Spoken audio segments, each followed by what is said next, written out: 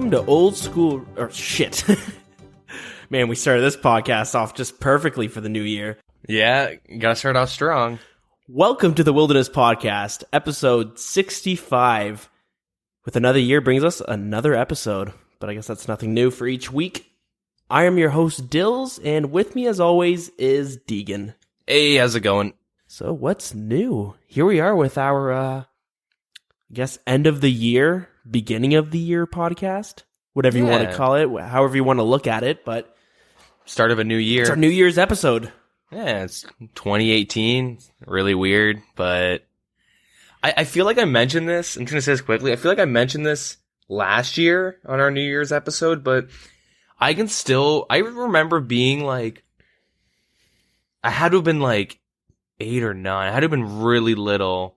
Probably younger than that, but I was at my babysitter's and I remember seeing like the brick or like a furniture commercial on TV, and it was like, get your furniture and don't pay until 2007. And I remember thinking like, oh my god, that's in such a long time.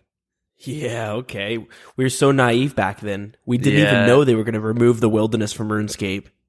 Yeah, I had to have been like 8 or like between 6 and 8. I was really little thinking like, oh man, it's going to be really long time, couple years. But yeah, look at that. It's 2018. Grown-ups, man.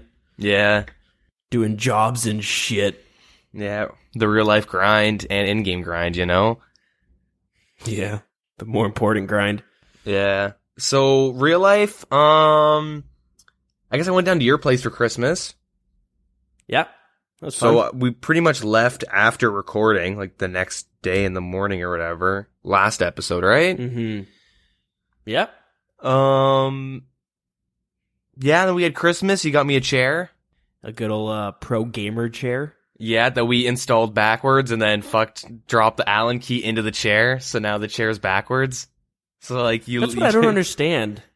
Like, what do you mean? We were screwing in some of the screws with the Allen key. Mm-hmm. We had like the chair turned outside, and I think I dropped it, and it went into like the cushion and just disappeared. Yeah, it went into the abyss. Yeah, it's not like it's a recliner chair where it falls through it, and there's like this whole fucking, this whole contraption going on behind the scenes of the chair. It's just a simple, it's basically just a simple office chair. So It's gone forever.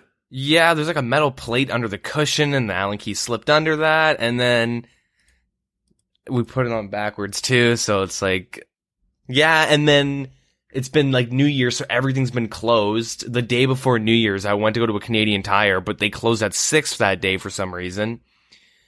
So, that sucked. And, so what else? Okay, yeah, so that's Christmas stuff. Christmas is always fun.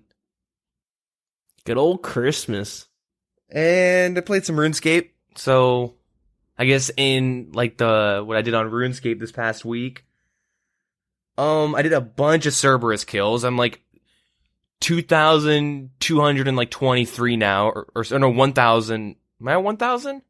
1,223? Yeah, not 2,000. Something like that. I'm like, it's a fair amount. 1.2k. Yeah. I went like 100 kills dry on a primordial, but ended up getting it. Oh, wow. Yeah. You really complain about going 100 kills dry on a primordial?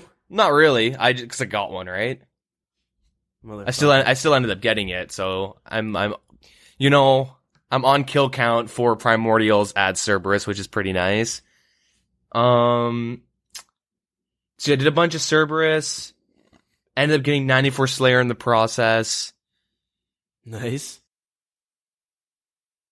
So I bought a bunch of items last month, a bit over a month ago, in preparation for the big update, the big Dragon Slayer 2 update. So I don't want to mention them all because I want to keep my surprises and stuff, but I bought a bunch of items day one, and then this I've been buying passively over this past month, and it's sharks. And I mention this because people speculate this boss might replace Zalra in terms of money making and stuff like that. And, it's a new boss, so food will go up. And so as of right now, I'm mentioning this now because by the time you guys listen to it, I probably would have sold most of it by now, but it doesn't really matter. So I have 89,000 sharks right now. Jesus fucking Christ. Yeah, which is almost, it's like 58.5 mil in sharks. Damn, dude. It was super weird because I was looking into it, and when I first started to buy sharks, it started off when I got, or a bit before when I got 99 cooking. I was buying cooked sharks, but I also bought a bunch of raw for 600, and I bought like 20 or 30k raws and got 99 cooking like that. So that kind of gives you like a timeline of when I first started investing into sharks, like around that time. And the raw ones were going for like 679 GP, and I was like, okay, that's kind of weird. And I bought like 10 or 20,000, and then they dropped again to like 60,000, and I was like, what the fuck? So then I bought a bunch more or not 60,000, 660. And so I bought a bunch, and then they dropped again to like 655 and 650. So I just put a big buy order in for 650, and I've bought a crap ton. And looking at the graph of sharks since April, is this going back January? Okay, no, this is going back a whole year actually, till January 4th until the December 27th. Like, sharks have crashed over 400 GP over that time span. But since the release of, when did they announce Dragon Slayer 2? Runefest, so September. Okay. So September, yeah, they're sitting at still about 1K, and then at the end of September, like pretty much when Deadman Mansion started, it's crashed like 300 GP, over 300 GP, and it's sitting at 650. And sharks are like completely crashing for some reason, and as this update comes up, they keep crashing harder and harder. So there's actually a good chance I could get burnt pretty hard on this, but like, I don't really care. I just kind of wanted to, I mean, regardless, I'll make money because a bunch of other items I've already bought have shot up in price. So regardless, I'll be okay, but I was just kind of hoping that there might be a chance these shoot up like 100 GP. If they go up to like 690, that's fine. You know what I mean? Yeah. Like, I'm not like expecting them to go up to like 1K. That'd be nice, but I doubt it. You just gotta hodl those. Yeah. It's just super weird. Like, looking at all the prices of things, they're kind of like, I can't, like, can you think of a reason why they've gone down so much this year? Besides, they nerfed Zalra and added the new shark fishing method, and I don't know if so many people are doing it that that's just slowly killing the price. I don't know. Like, trying to think about it, maybe there's an influx of them coming in from somewhere, whether it's, I don't know if Revenants drop any. They drop 10 noted, but it's uncommon, and it's not enough to make it continue going down in price. But the only things I could think of, sorry, go. I was gonna say, the only other thing I could think of is maybe people are just opting to buy different food. Like, maybe for some reason more manta rays are coming into the game, and they're like, well, I could buy sharks or I could buy mantas for only an extra 200 GP. So they're kind of, sharks are going down. They're becoming the new monkfish, and manta rays are becoming the new sharks. You know what I mean? Like, they're kind of shifting down slots. Do you know what I mean by that? Yeah, well, manta rays, they have been sitting at around 1K this whole month, and actually, as of like yesterday, they shot up like 80 GP. But I mean, that would be really weird because like I've never really bought manta rays. I bought anglerfish, but sharks have always been like just a cheaper alternative, right? It still heals 20 per food, which is really nice. They were, for me at least, it was like the good food you brought to bossing, or the majority of the food that you brought when you went PKing and stuff. The monkfish sharks, was like your throwaways, you know what I mean? The things that you bring them to like your regular Slayer tasks and stuff like that. Yeah, it's super weird that sharks are like taking the place of monkfish, which kind of sucks because I have like a bunch. But I mean, I think regardless, they'll go up a little bit, and I'm going to sell them on the 4th or the 5th of January. But like, I don't know. It's just super weird. Like the only thing I can think of is either been a lot of bots at Anglerfish not Anglerfish, at, the fishing plateau spot. Whatever that thing's called, that dock at the fishing guild. There's either like a bunch of bots that have gotten there, or like maybe fishing bots aren't getting banned, or there's like a big pump and dump with merching clans. Yeah, like there could be. It's the shark coin. Yeah, I don't know. It's really weird, but I just want to mention that 'cause I don't know. Like most of the items, well, just about every item I was looking at to go up in price have gone up in price. And even like random items that I'm thinking, all right, well, no one knows how to kill this boss, so maybe this item will go up in price too. So I got a couple of, you know what I mean? Like I just started like thinking about day one, you're the average person that completes the quest. Like what, you know, what are you going to buy to try to figure out what works well? And like, shit, DFSs have gone up like 4 mil this month. Makes sense. Pretty and nuts, then, yeah. Watch when the new boss comes. It has a really rare chance to drop 100,000 sharks. Oh man, I'd be kind of pissed, but just a little bit. It's okay though. It's super rare though. It's not gonna happen often. 1 in 10,000, dude. Yeah. Yeah. Sorry, coming off a little tangent there. It just kind of like made me wonder what was going on. Mm-hmm. Hopefully, someone has some insight on why they're crashing sword, because I couldn't really figure out. There's something I'm definitely overlooking. There's someone definitely like facepalming, being like, "Why would you invest? Didn't you know this update did this, which changed the new meta of fishing sharks?" Yeah. Yeah. So that's pretty much me. So what about you? Real life. Well, you basically mentioned it. Yes, Christmas. You came down and hung out. It's pretty on par for the course, though. Finally got my PlayStation 4 hooked up. This house is slowly but surely getting there. So we got the living room. I got the PS4 hooked up and the TV. Can finally play some of the games that I haven't played in like months. So I'm jamming some Battlefield 1 and some Fallout 4. Good times are being had there. I just missed my my couch sitting games. Yeah. Anyways, that being said, to get into the things that actually matter, the RuneScape grinds.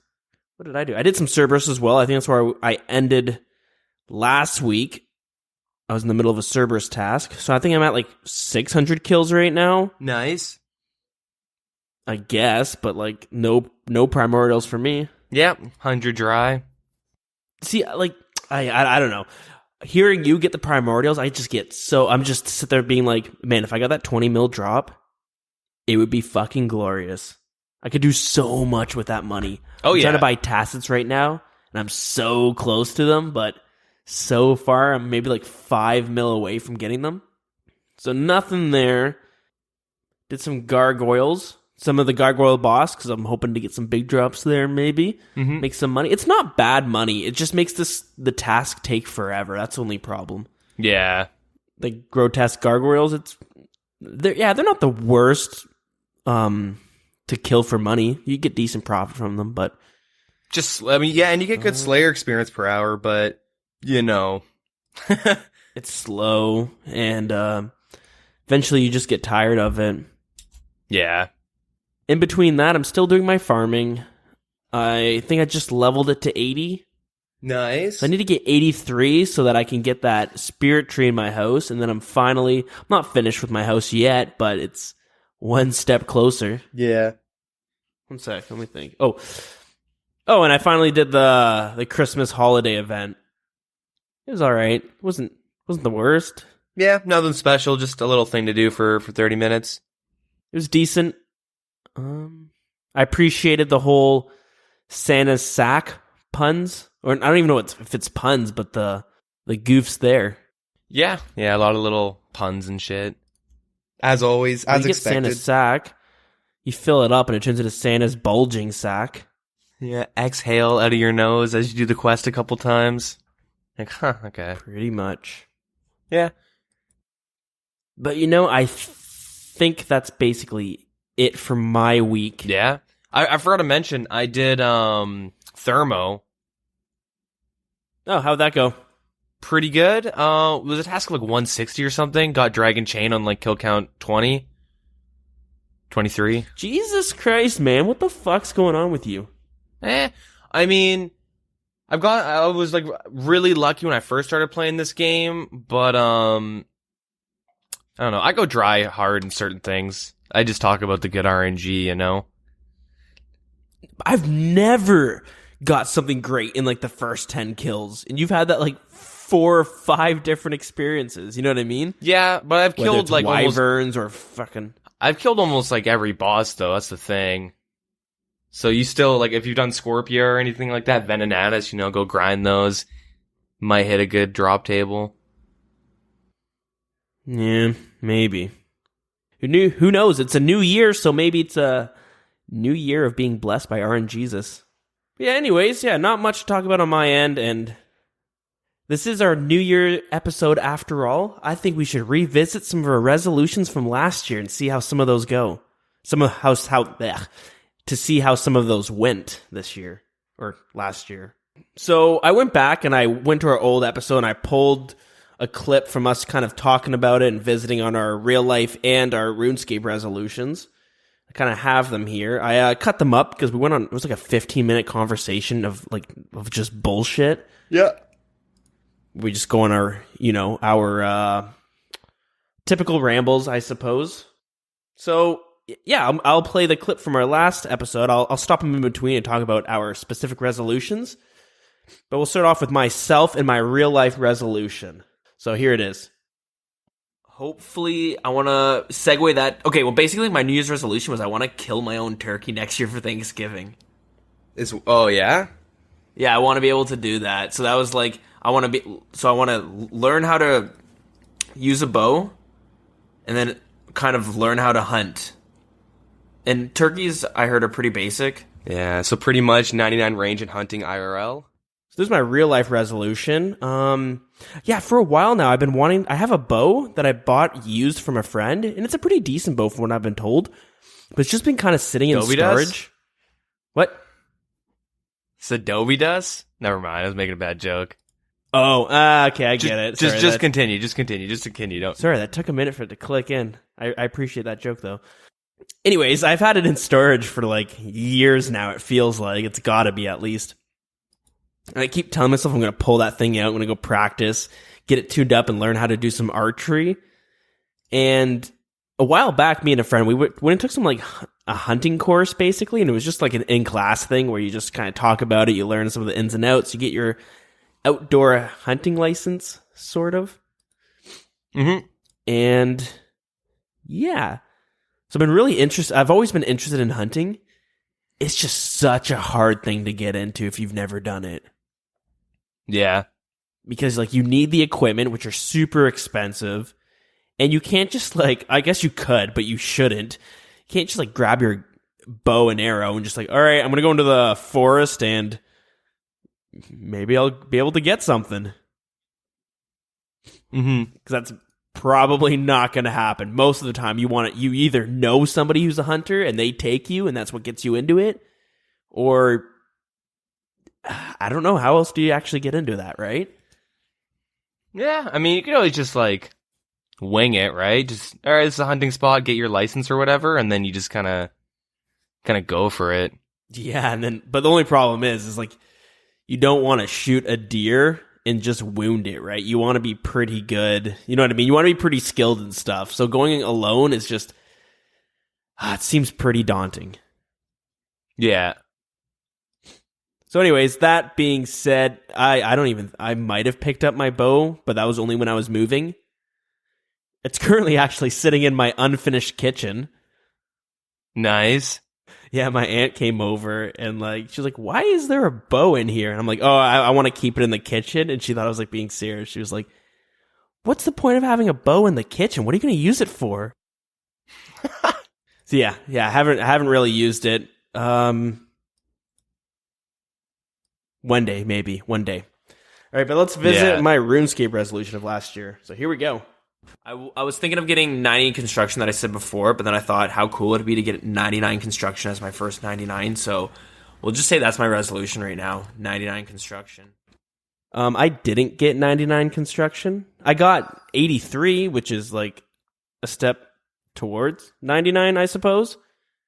I mean, the idea of getting 99 construction was to build a bunch of shit in my player-owned house, which I did do.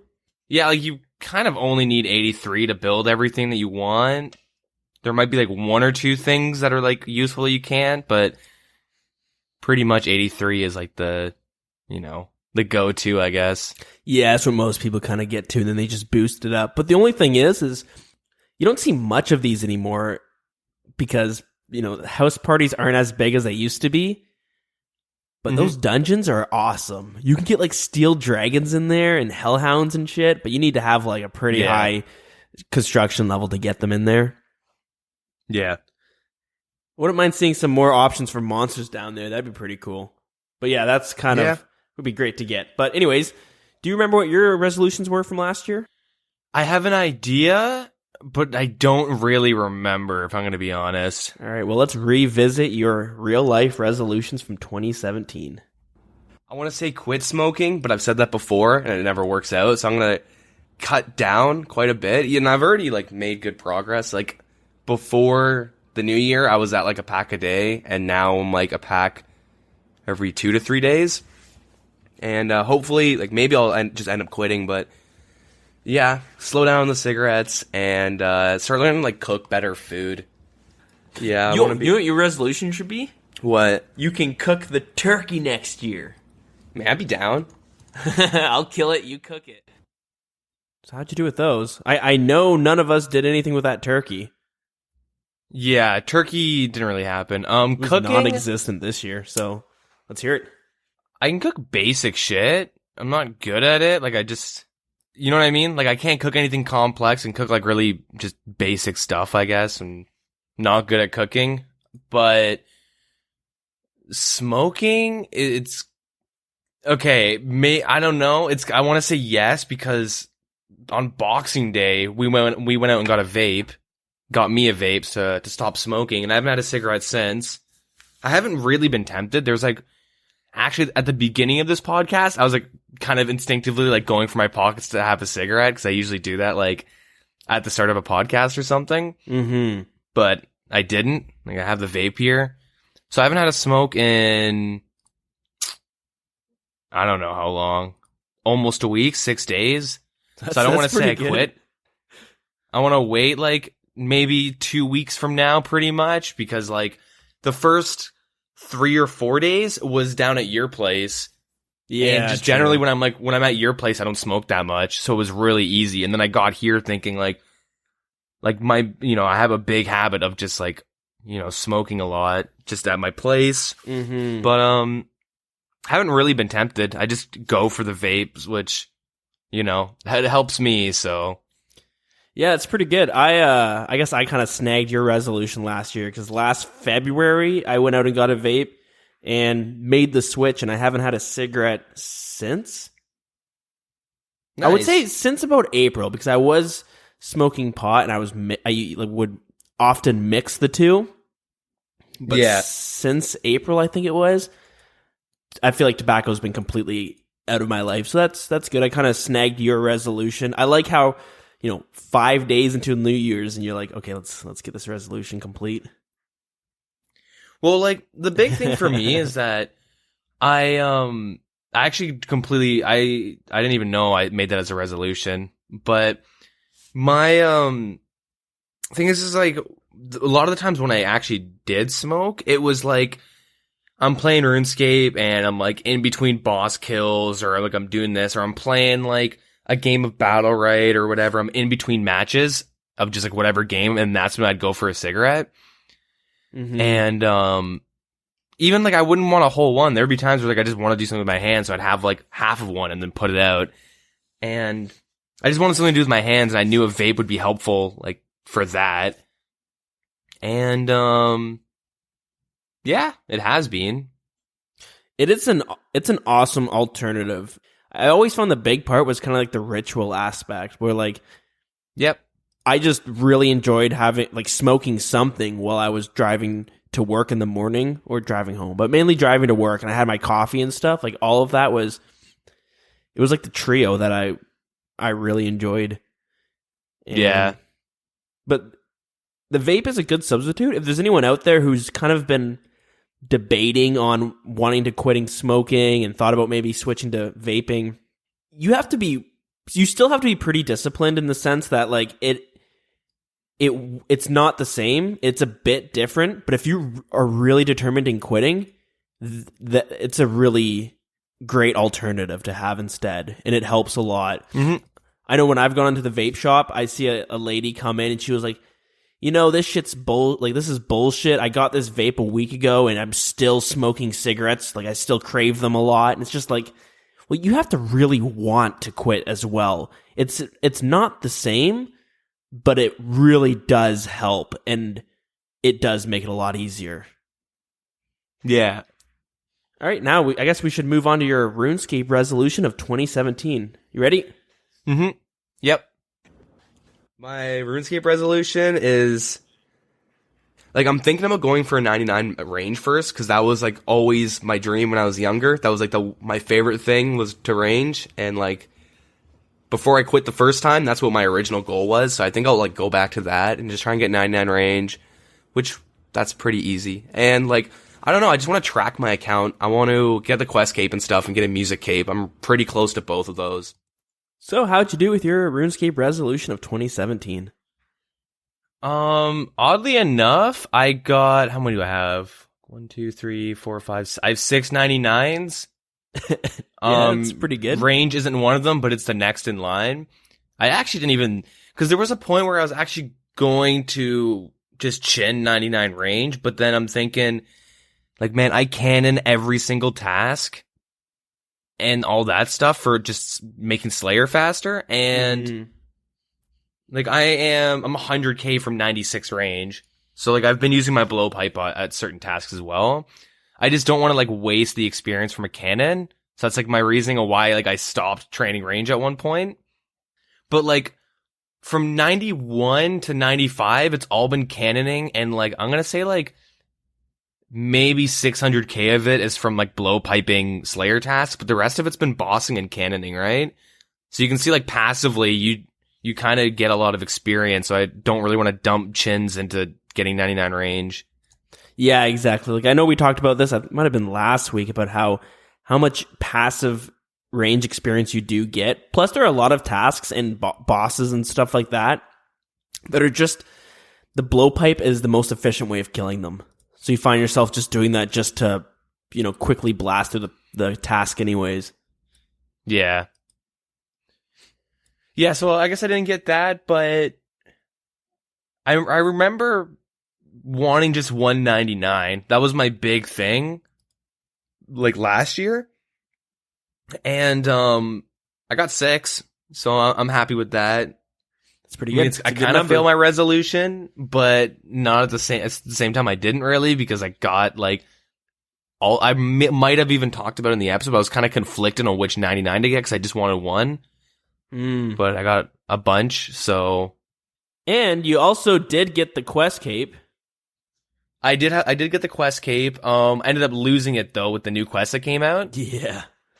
But I did have it for the majority of, I want to say the majority of the year, and I'll hopefully by next episode I'll have it back, because Dragon Slayer 2 will be coming out, Oh yeah. You all prepared for Dragon Slayer 2 on Thursday? Yeah, I've had like all the requirements since they released them. But yeah, I'm all prepped. You going to do it day one? I think so. What's your resolutions this year for 2018? So this year I have some more resolutions. Some are more ambitious than others. Okay. But I'll just start. I have like 3 sections. I have combat, like just overall account stuff. Is this real life or RuneScape? This is RuneScape. Oh, your real life combat. Spoilers, I don't really have any real life resolutions, because I typically like forget about them the next day. I mean, just your real life resolution is to do less of real life. Yeah, exactly. Just focusing on RuneScape this year, No. So for my overall account stuff, I want to get 99 Slayer, and I'd like 126 combat. Fair enough. So that's pretty much just getting 99 Prayer as well. pretty much.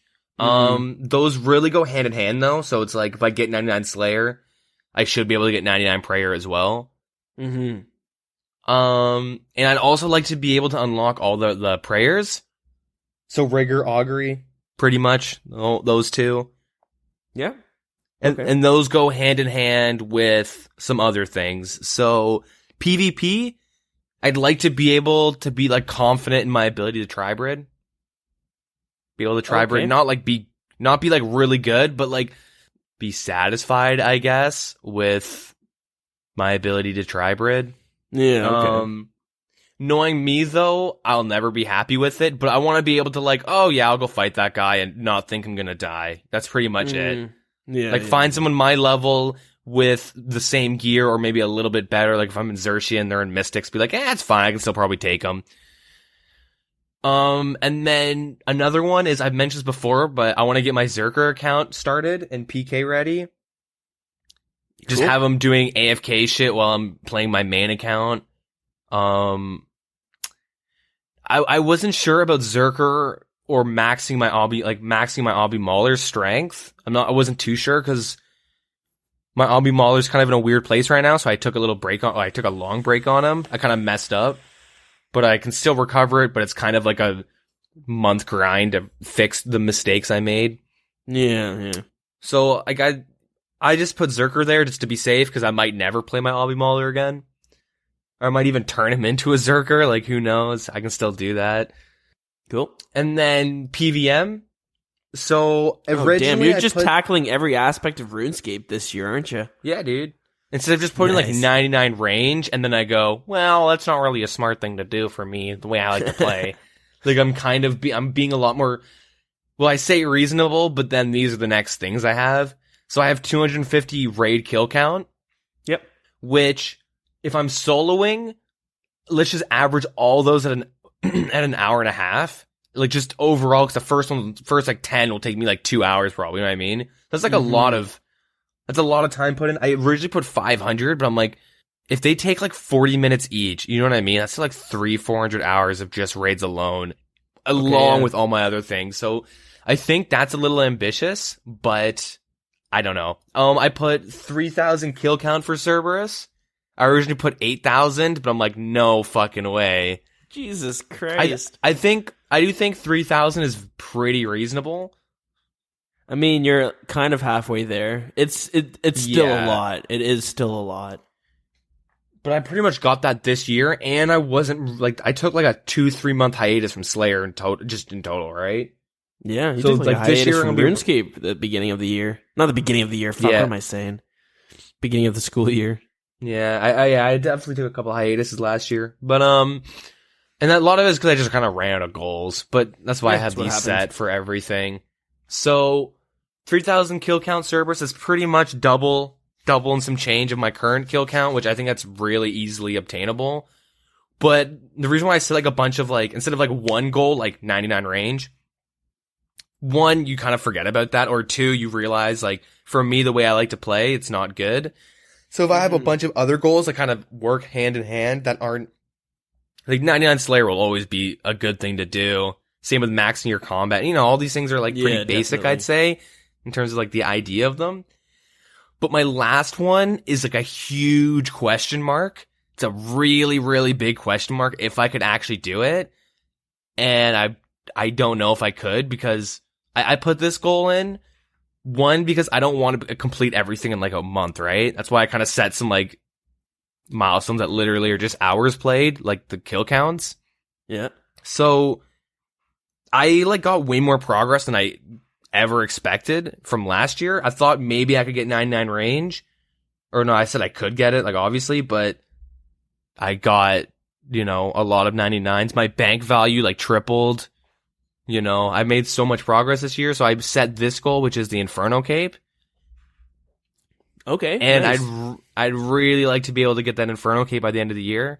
If I like pretty much if I'm able to do all my combat and PVM goals besides Inferno Cape, I should be able to do that. Like the money I would get from 99 Slayer would go directly to either unlocking the prayers or my combat. or getting 99 prayer, so getting up my combat. Same thing with my kill count Cerberus. That gives me enough money to buy better gear or maybe buy those too. And, do the Inferno.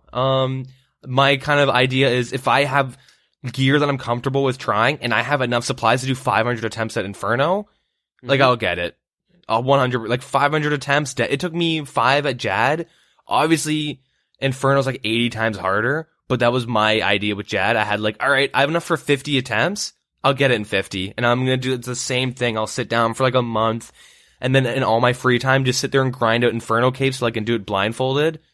And then, get to the last boss and fuck that up 8 times and And then my last goal, holy shit, which is in skilling, my last skill goal. I probably should put this in account base, but I don't know. I want to just whatever. I want to get 99 Hunter. Okay.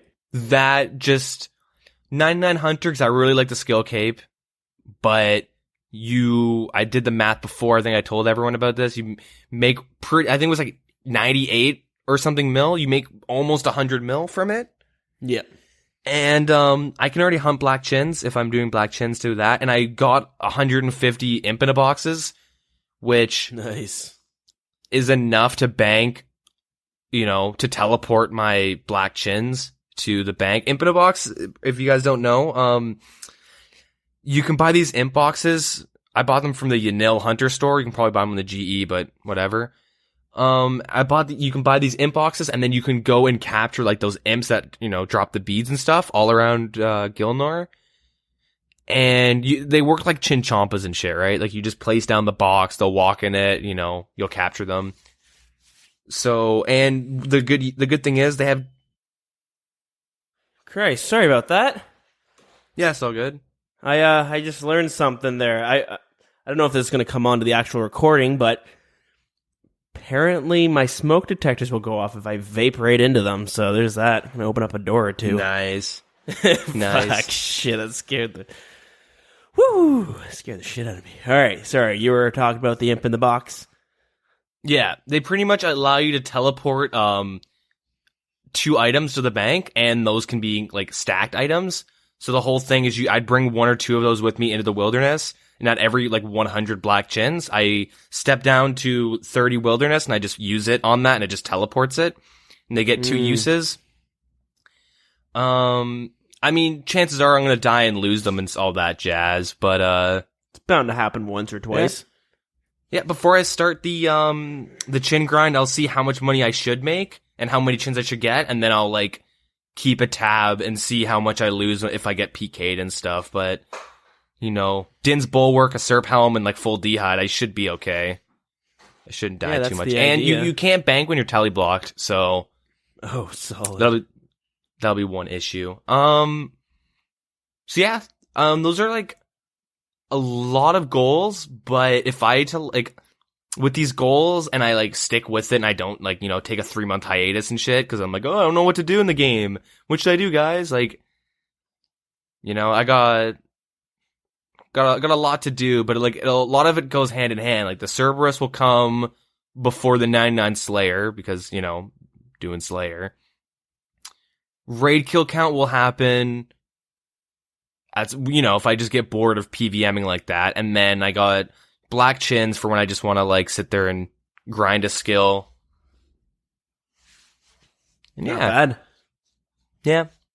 That should keep you pretty busy. Yeah, that's 10 or 11 goals, I guess. But I'd say most of them are directly linked to Slayer, so yeah. But yeah, what about your goals? Let's see. My real life resolutions. Well, firstly, I'm going to need to go on a diet in the upcoming months. Because since I went to Montreal at the beginning of November and living in Airbnbs, I've just been eating like shit for 2 months now. And nice. Starting to put on the pounds a little bit. So, yeah, I'm going to have to keep an eye on that. I'm going to have to go on a diet. Which that's always fun.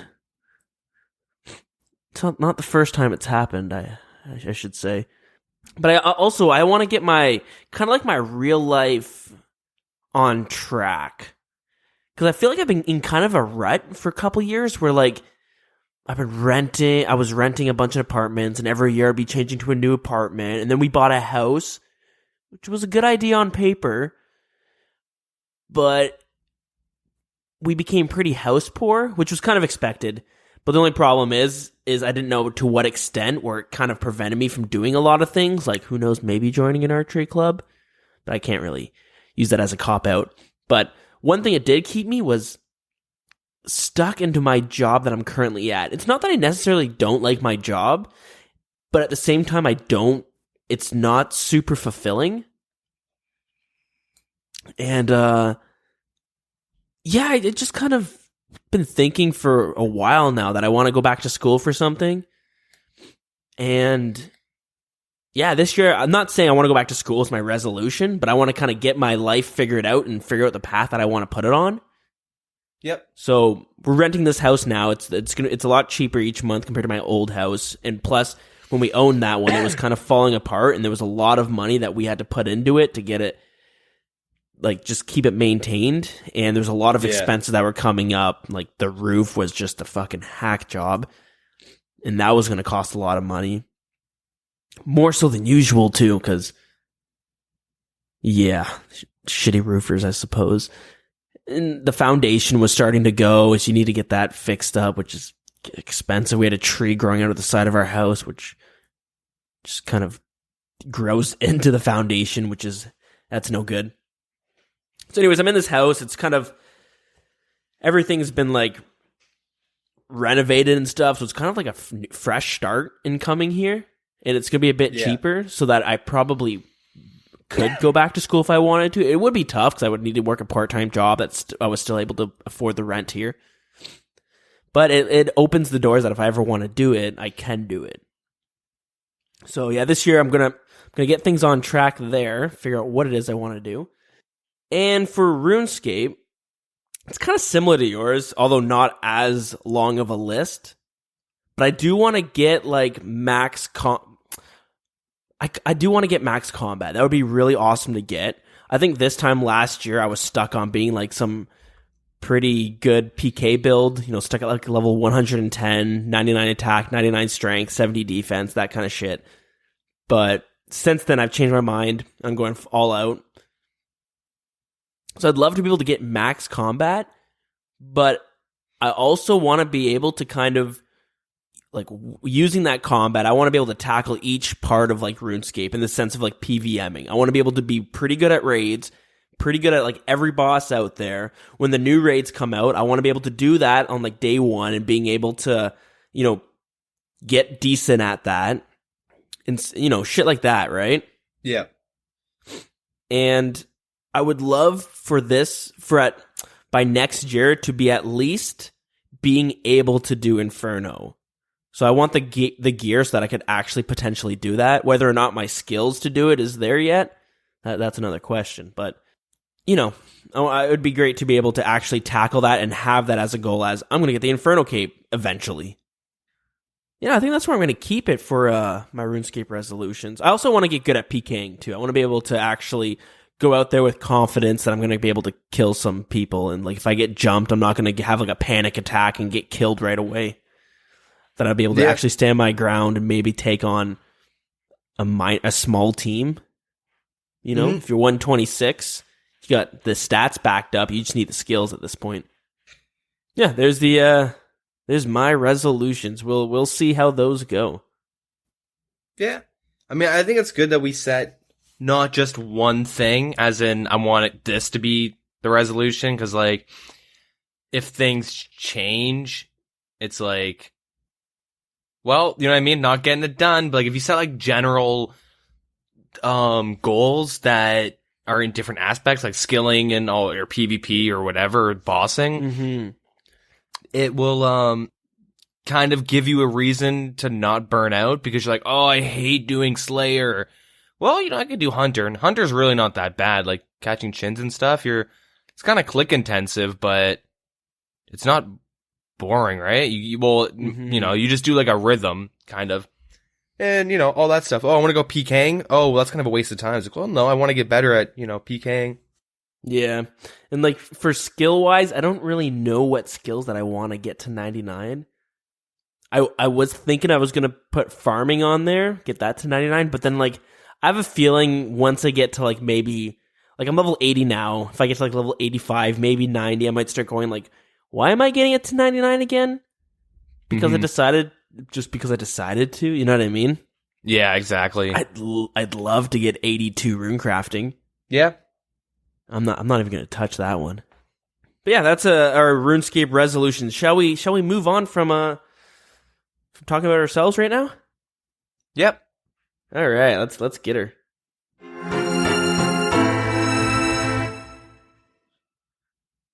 You got anything for us this week? No news. Literally no news. I'm not joking. Oh wow, you're actually serious. Okay, I was waiting for the for that joke. Oh, that's no problem though, because this is the end of the year, so there's usually lots to look at. You know, you have a lot of lots to look at, and there's a sense of like going over almost like this year in review. You know what I mean? Yep. Comparing this year to the other years. So last week we talked about a data stream that had happened.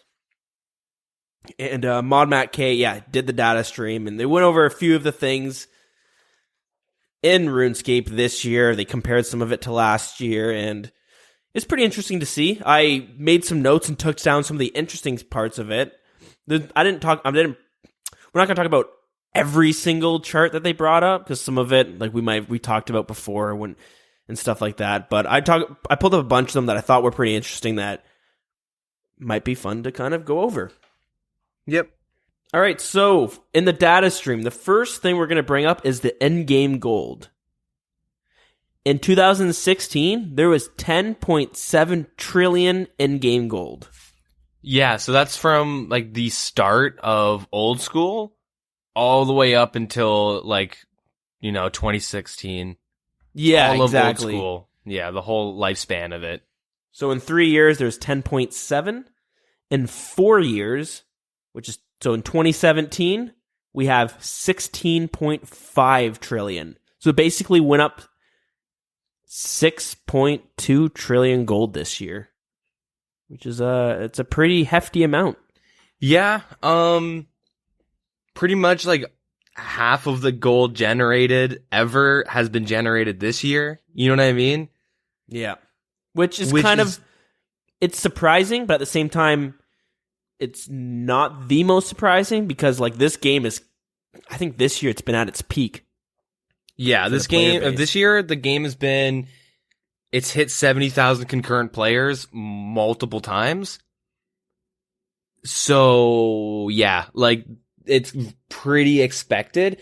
Like, I don't know, people, like if you played in the early days of Oldschool, there's times where the player base was 20,000, but like 8,000 of those were bots. You know what I mean? Sure, the game exactly. was dead, and like I thought the game was gonna shut down, but they like put work into reviving it, and it went from like 20,000 player base, like even less at times, depending on the time of day, to like 70,000, which it peaks pretty high.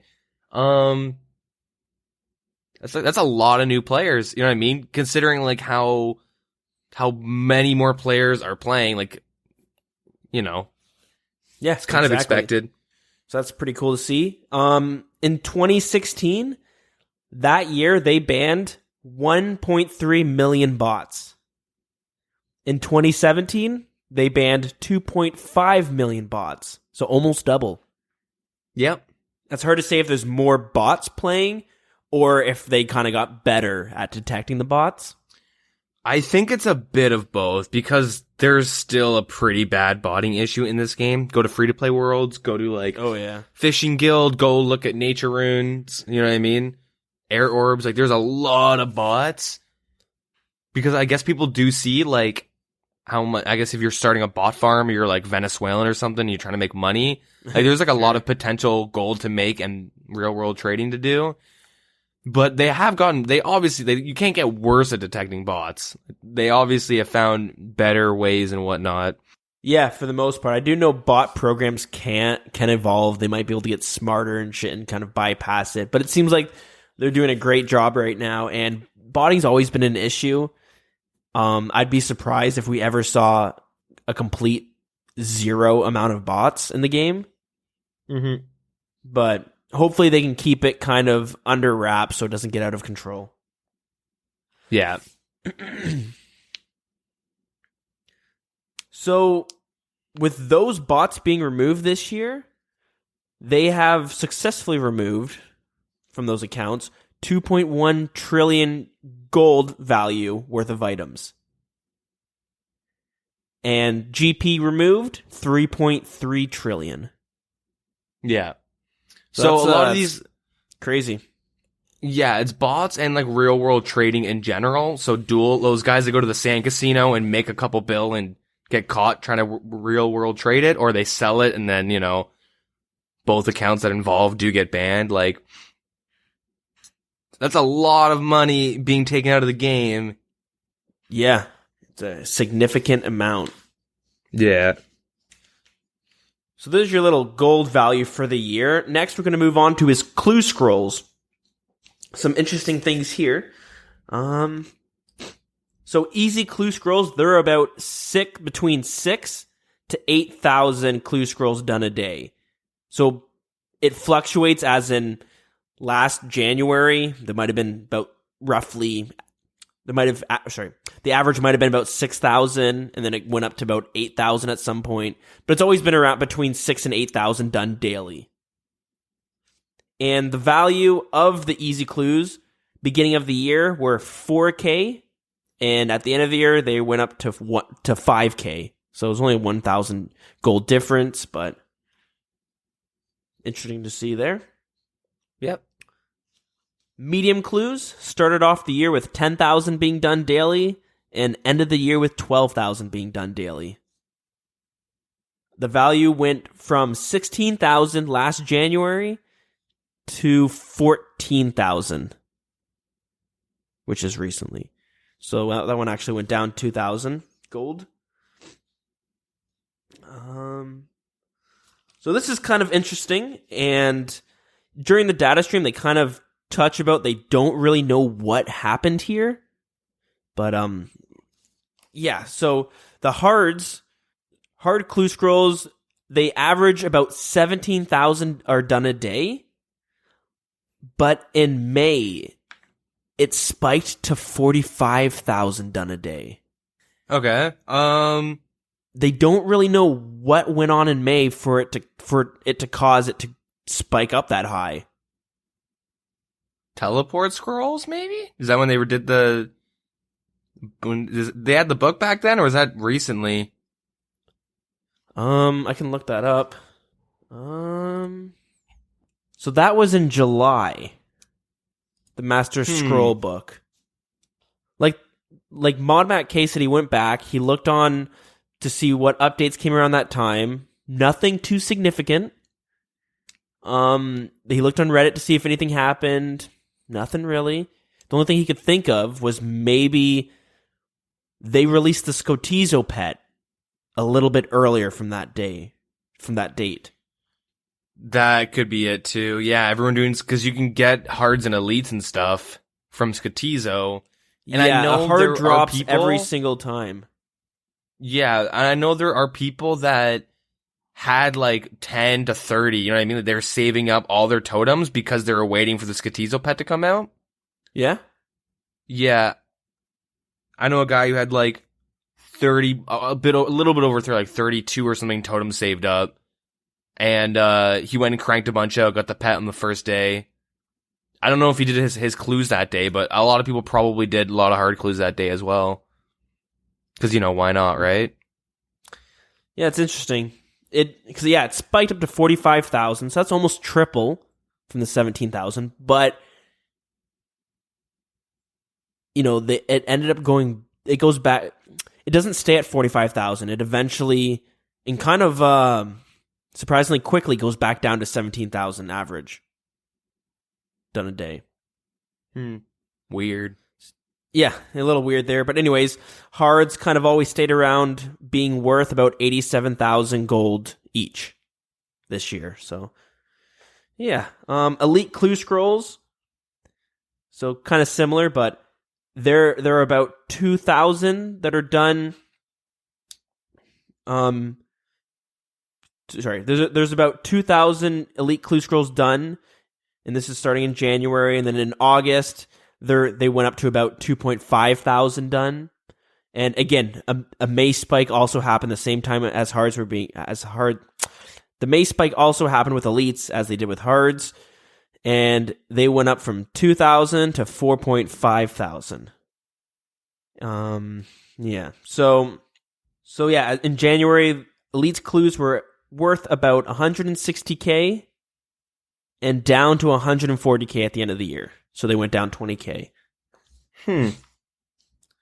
Master clues, about 1,000 are done a day. The May spike, it went up to 2.7 thousand, and they were worth 450k at the beginning of the year and dropped down to 350k at the end of the year. Wow. Or by the end of the year. So those things are kind of bound to happen in the sense that as more of those items come into the game, they're not worth as much, right? Yeah. You'll see things like the Third Age, they start dropping down, like, significant amount, but at the same time not. Like, they'll drop like 100 mil, but when they're worth like 2 billion, you know what I mean? Yeah. 100 mil is kind of pennies. And to sum it all up, though, there are about 40,000 clues done a day, and in May, they spiked up to 75,000. So, pretty interesting stuff there. All right, so next we're going to move on to are the quests. The top 10 quests that were done this year. Okay, and so this is going to be kind of obvious, but we'll just go through it. I have the numbers of how many people actually do it, but I'll just give you the first numbers, and then I'll tell you the last numbers, because no point in going through each one of the 10. So, number 10 on the list of the most completed quest is Vampire Slayer at 300,000 done this year. And then it goes Goblin Diplomacy, Dork's Quest, Romeo and Juliet, Misthalin Mystery, Sheep Shearer, Ernest the Chicken, The Restless Ghost, and can you guess what the most popular quest this year was? I already know it. I think I know what it is already. Yeah, okay, let's hear it. Fight Arena? No, really? No? I thought it was Fight Arena. I was looking at something. Close. Is it close up? Is it close to that? Sort of. The quest that was completed the most this year was Cook's Assistant. Oh, okay. Which was done 473,000 times. So it makes sense. These are all free-to-play quests because, you know what I mean? They're going to be getting done the most. But, okay, I can see we got the Fight Arena, though. So the top 10 pay-to-play quests, members quests done, they made a separate list because the the non-members are just going to obviously trump the actual members. So here's the members list. Fight Arena is number 10 on that list at 199,000 done this year. All right. Mm-hmm. So number 9 is Lost City. 8 is Plague City. And then Animal Magnetism, Grand Tree, Tree Gnome. Wait, more people do Animal Magnetism than Fight Arena? Yeah. So Animal Magnetism's at 208,000. So that's 9,000 more than Fight Arena. That's how. Yeah. Would have never guessed that. Yep. But I guess best in slot range cape, so. Yeah, exactly. Got a lot of pures and shit that are always blasting through that. But then again, Fight Arena is also on there for the same accounts. But anyways, Grand Tree, Tree Gnome Village, Dwarf Cannon, Druidric Ritual, Priest in Peril, and can you guess what the most popular quest done in members was this year? No idea. Waterfall Quest at 281,000. I can't even read my name. Holy fuck. I think that's so there's your quests. All right, next we're going to move on to the Inferno. So we did see the Inferno release this year. Really big milestone they added into the game. So there have been, since release, 104.5 thousand. So let me say that again. There have been 104,500 attempts at the Inferno Cape. Out of those attempts, it has only been completed 2,000 times. Yeah, and it's funny because the people, like, out of those 2,000, like, a lot of people have done it multiple times. Yeah, exactly. So, pretty interesting to see. The average time it takes to beat the Inferno is 2 hours. And the best time so far is like a minute shy of an hour. So about 59 minutes. Dang. Yeah, that's crazy. It's pretty cool to see. Okay, next we're going to move on to the PvP. So we see about 20,000 people in the wilderness on a daily basis. So since the rejuvenation came out, it went up to 35,000. And it stayed about that amount for about 4 days until it started tapering off, going back down.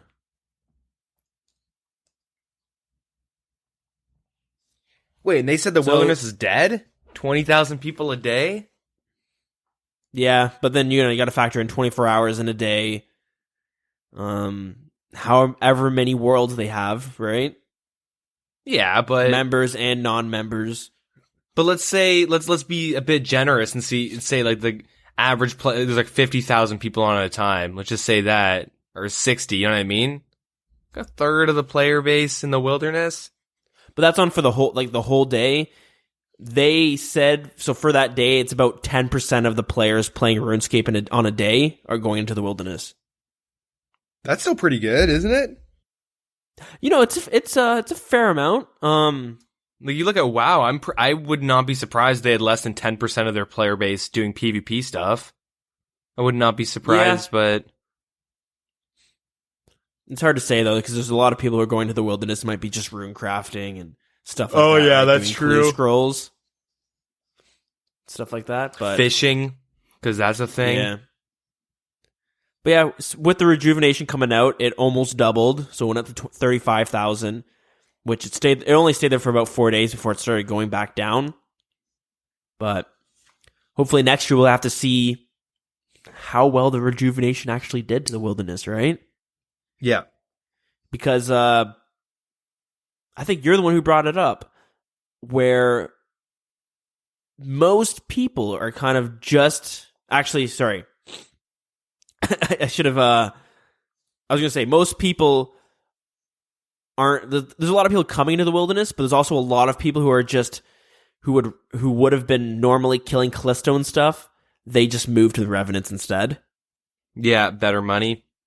Yeah, so I know you mentioned that, which is a good point. But anyways, that segues to our to the bosses. So I didn't take too many notes here because we have talked about some of the bosses, like the data behind it and the pets and stuff like that before, probably within the last 5 episodes, I'd say, right?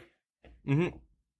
So, one interesting thing that I did see was with Venenatus and Callisto, they are the 2 most popular wilderness bosses. And they were getting about 1.8 thousand see, I don't know if these are kills or if it was just being attacked 1.8 thousand times. Probably kills. I don't know how they would track it being hit. So I think, if I'm not mistaken, because with the wilderness, the PvP in the wilderness... Oh shit, sorry, I kind of fucked this up. Let me... For the wilderness, it wasn't like... It was 20,000 people are doing PvP interactions in the wilderness. So whether you're getting attacked or you're attacking. So the bosses might be something similar. But anyways, they're at 1,800 for Venenatus and 1,600 daily, which dropped down to about 1,000 when the revs were there. It's about half the players who normally were killing Venenatus and Callisto stopped doing that for the 4 days or so that Revenants came out. So... interesting, because you're the one who mentioned that, so I thought it was cool to bring up. Next, we're going to move on to his Slayer. So these are the most popular tasks, the most killed tasks for Slayer. So number 10 on that list is Aberrant Spectres. And then it goes Trolls, Ankus, Black Dragons, Greater Demons, Dagonoths, Hellhounds, Fire Giants, Bloodvelds, and the most done Slayer task this year was? If I had to guess, I'd say Cow Fights. Oh, and you are correct. Cow Fights were the most Nice. popular task this year. So Suckwas didn't make the list? No Suckwas. Really? You do That's need like Lunars. That's true. Okay, that makes sense. Because That that's might like cause the best it. Slayer experience. Cannoning Suckwas? It's nasty. Yeah, it's a really good experience, yeah. I know personally, I was surprised to see Bloodvelds on there because I have them blocked because they're kind of annoying. But Yeah. maybe with the game being as popular as it is, we have a bunch of average level players coming in, and Bloodvelds are pretty good at lower levels. Yep. All right, and then next for the Slayer is the least popular Slayer tasks, or the most skipped Slayer tasks this year. Okay. So there are some interesting ones on here. So number 10 is Zilliana. Really? Yeah, it's interesting to see bosses on there because it's like you have the choice of how many you kill, right? I guess a lot of people like- can't do the boss, or they don't want to learn the boss, I guess. I don't know. I get excited if I get a Zilliana task. You could put Love just, it. because I think 3 is the most minimum you can put. Yep. So maybe they put like, a lot of people put 35 because they're like, hell yeah, I'm going to get this this Sarah Godsword. They go That's there what and I they're do. like, I'm not going to kill this 35 times. Fuck that. Oh, They just end up skipping it. They get a little overly ambitious, and they yeah. They kill it 10 times and they're like, okay, I'm not wasting my time with this shit. Yeah. I am not grinding out this many kill counts to enter that room. Yeah. So anyways, so that's number 10. Number 9, you got Lava Dragons. So I guess they just get PK'd there so often. Fuck it, I'm done. I've never had a Lava Dragons assignment. Do you have to unlock it or something? You only get it from the Wilderness Slayer. So again, okay, man, my notes fucking suck. I should have said this is the most skipped percentage wise. So maybe not the amount of players done it, but more okay, that makes a lot of sense. Yeah, so the amount of if times it's you get it and you end up skipping it. Yeah, so if it's 80% of people skip Zilliana, it's not. Yeah, okay. Okay, that makes sense. Yeah, okay, so Lava Dragons. So yeah, Wilderness Slayer, so it seems like what happens, you get PK'd a few times, and you go, all right, I'm going to skip this task. So not many people might get that task, but a lot of people, a large portion of people who do get it, skip it. Yep. All right, so, and number 8 is Krill Tussarath. How do you say that name? The Zamorak demon? I would say Toot Saroth or something. All right, you said it. So that's number 8 on there. 7 is Scaberates. Yep, I have that blocked. Sounds about right. Same. Vedian. Really? Yeah, I mean, it is a hard boss, so I'm not surprised. Hey guys, you can safe spot it. Just bank after every kill. It's so easy. Yeah. The safe spot takes next, 3 attempts, and then you got it down pat. And you can get some good ass money. But it won't keep you safe from the PKers. Next on the list is Terror Dogs. I've never got that task. Let me look that up because I have never heard that before. That was a terror dog. I think it's from RuneScape 3. How'd that get in here? Okay, they are Slayer monsters that require 40 Slayer to kill. They are first encountered during the mini quest, the Lair of Tarn Razlor. That's where you get the Salve Amulet or something. Tarn's Lair. You can unlock the teleport. There's a thing to do to imbue your thing or some shit. I remember killing these. I didn't know you get these as a Slayer assignment. Because they are trashy. Shit, that is bizarre. Interesting. Yeah, there's a lot of monsters that like you don't like. I've never gotten, and like it's because you got to do a quest to get it, and most lower levels aren't finishing that quest. Yeah, up until you're a higher level. Okay. Where you're just not going to get it. But anyways, that being said, after Terror Dogs, it is our spiritual guardians or the God Wars dungeon. Sarah guys. One of the three. There's a ranger, a mage, and a warrior. Makes sense. The task is like really slow and it's shitty experience. And dragon boots are now really cheap. I used to do them and I'd walk out like I'd get so lucky on these. I'd walk out with like 2 or 3 dragon boots. And like, okay, that's nice. But I have them blocked now because like the time it takes to get there and the speed, like it's such a slow and shitty experience per hour. Like it's awful. It is decent money, and you can have it so you don't have to bring any food. You know what I mean? You just bring the gear and you just whip them, and yeah, they're fine. But it's really slow, and it's either you walk out with dragon boots or you've elked a bunch of pieces, like rune pieces or something. Yeah. That being said, you do need 82 Slayer for the mage. The mage spiritual. Those are the ones that drop the boots. Yeah, it's just the magic. Yeah. Boots. Yeah. So the other two kind of suck, especially the Rangers. So I could definitely see that if you don't have 82 Slayer, you are skipping that task. Yeah, I have that blocked. And now for a top 3. So some of these are kind of interesting. Kriera. Is that how you say that name? Kriera, yeah. Okay. Armadillo it's God. The Armadillo boss. It is the 3rd on that list, and it is skipped 76% of the time. Do you have to go through the wilderness to get to Kriara or something? How do you get to her? No. God Wars dungeon? I've never done her before. God Wars dungeon, yep. Yeah. It is a pretty hard boss to solo. I've tried it. And I know I tried it with 2 people from our CC. I know it's tried kind with of 2 people in our expensive to CC, and we got our asses handed to us, so... Yeah, good we gotta times bring were like had there. chins and stuff, and like...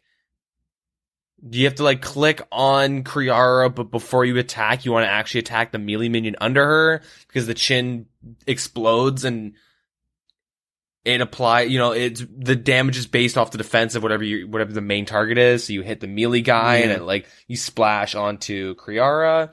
But then you have to like after every attack click on Kriara to not like trigger her like one of her effects where she like starts fucking you up. Okay, fair enough. So after that one, this one is kind of surprising. It's Tazar monsters. It skipped 82% of the time. Yeah, I skip them quite a bit. Well, I always go hard. I either do the Jad or I go and kill them and try to get that obsidian. The thing is that the fastest way to, if you're killing the high, like if you have the Inferno area unlocked, the fastest way to do it, I believe, is Darok bombing them with 1 HP. Yeah, that's what I do. Yeah, see, I'm too lazy. Well, I say I'm too lazy, but I'm too cheap. And I just bring max strength and I like prey flick melee so they can't kill me. And that's how I kill them. Or I'll just sit down for like 40 minutes, kill Jag, get some good experience, but I skip that quite a bit. Yeah, okay, so you're the one who's pumping that thing up there. So our number 1 on the list, what do you think that could be? I know this isn't it, but I'm going to say Killer Watts because I hated that. That was the worst. That or Crocodiles. I hated those 2 tasks so much. I'd always skip them. I know that's not number 1, but... Yeah, I'm actually, that's a good point. I hated Crocodiles too, and Killer Watts. I just remember them hitting like a Desert Lizards truck. Too? Yeah, Desert Lizards. I hated all 3 of those tasks, and I'd always skip them, but I have no idea what number 1 would be. Kilowatts were cool. I don't think I've ever gotten it in old school RuneScape, but they hit like a fucking truck. Yeah, you only get them. You have to have Ernest the Chicken done, and you have to be like a low combat level, Slayer level to get them. Yeah, fair enough. Okay, well, number 1 is, and I'm sure this won't surprise you, but they are Water Fiends. Skipped 90% of the time. You know what? I've never gotten Water Fiends as a task. I've gone them 5 times or so, and I tried to do it once, and I ended up skipping them because they don't drop anything too good, and they're just kind of a pain in the ass because you can't like AFK them completely. Wait, why not? I'm pretty sure they do. If I'm not mistaken, they do like 2 different types of damage. It says magical and magical ranged. Oh, maybe could pray against them. I've gotten like Pyre Fiends and stuff. It's funny because in RS3, at higher levels you get the Water Fiends instead. Yeah, I just got Pyre Fiends in one day, just never got Fiends again. Yeah, it's kind of weird because in RS3, what I would do is use my daily Vampiric Aura bullshit, and then I would AFK in full Guthans and grind these. Oh, yeah? Yeah, and you just would not die. And they were like decent experience. And it was like really AFK. Maybe I think I used Guthans. I know I only did it with the Vampiric Aura. Because then I would never die. Like, I'd always be at full health. So maybe it was just max strength gear that I had at the time. But, yeah, that's fair enough. Yeah, looking at their drop table, it's pretty trash. Not the worst, though. I'm looking at them like, why do I skip these all the time? Like, I'm pretty cheap. I'm pretty sure I would just grind these out, but... Walk out with, what, like 100k if you're lucky? Oh, man. Like, I don't know. on the uncommon table, you're, like, hoping for a Mystic Water Staff, a Rune Medium Helmet, or Watermelon Seeds. You know what I mean? Like, 14 Watermelon Seeds. Like, I don't know. It's kind of a bad loot table, but... Oh, they have Renar Weeds, but whatever. Then we can move on. Everything has that. Anyways, moving on to items now from the data stream. So we'll go through the most items. The most of like one specific items. There's a list of 10. And I'll give you the number for number 10 and the number 1. I'm not going to go through all of them. So number 10 on that list of the most quantity of an item, it is platinum, sitting at 3.3 trillion. Platinum, wait, is this if you don't know, or 2017? 2017. Okay. I don't know why they came out in 2017. Don't even know why I asked that. Sorry, go on. Yeah, I don't think they were there last year. I don't think. I have no idea. Yeah, I can't remember. But yeah, if you don't know platinum, it's basically you can use your GP on a bank teller and you can swap your GP for platinum, and I believe one platinum costs 1k. Yep. So it's a way for stakers and people who have a high amount of gold to kind of go past the cap of, what is it, 2.15 billion? 2.147, something, yeah. Yeah.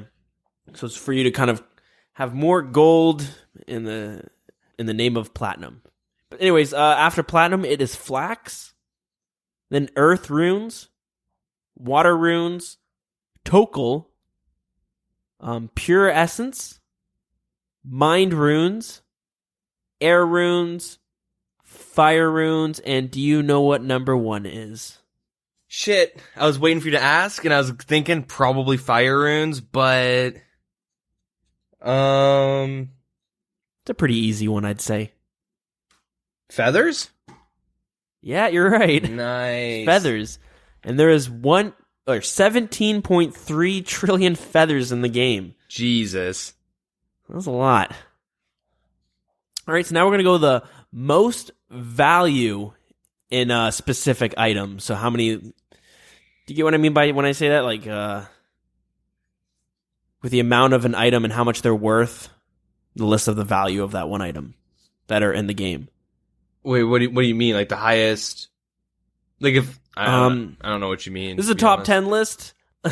Top 10 list of value in one specific item, and it's taking into consideration how much are out there in the game. Okay.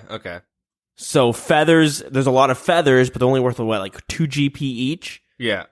So there's like 34 trillion gold value of feathers in the game. Mm-hmm. All right, so number 10 on that list are Elysian spirit shields. Okay. Number 9 is primordial boots. Then Bando's chest plates. Dragon warhammers.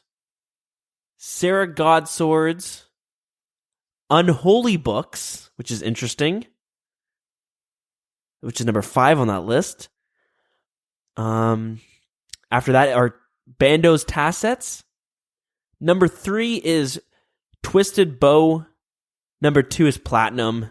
And number 1 is Gold. GP, gold pieces.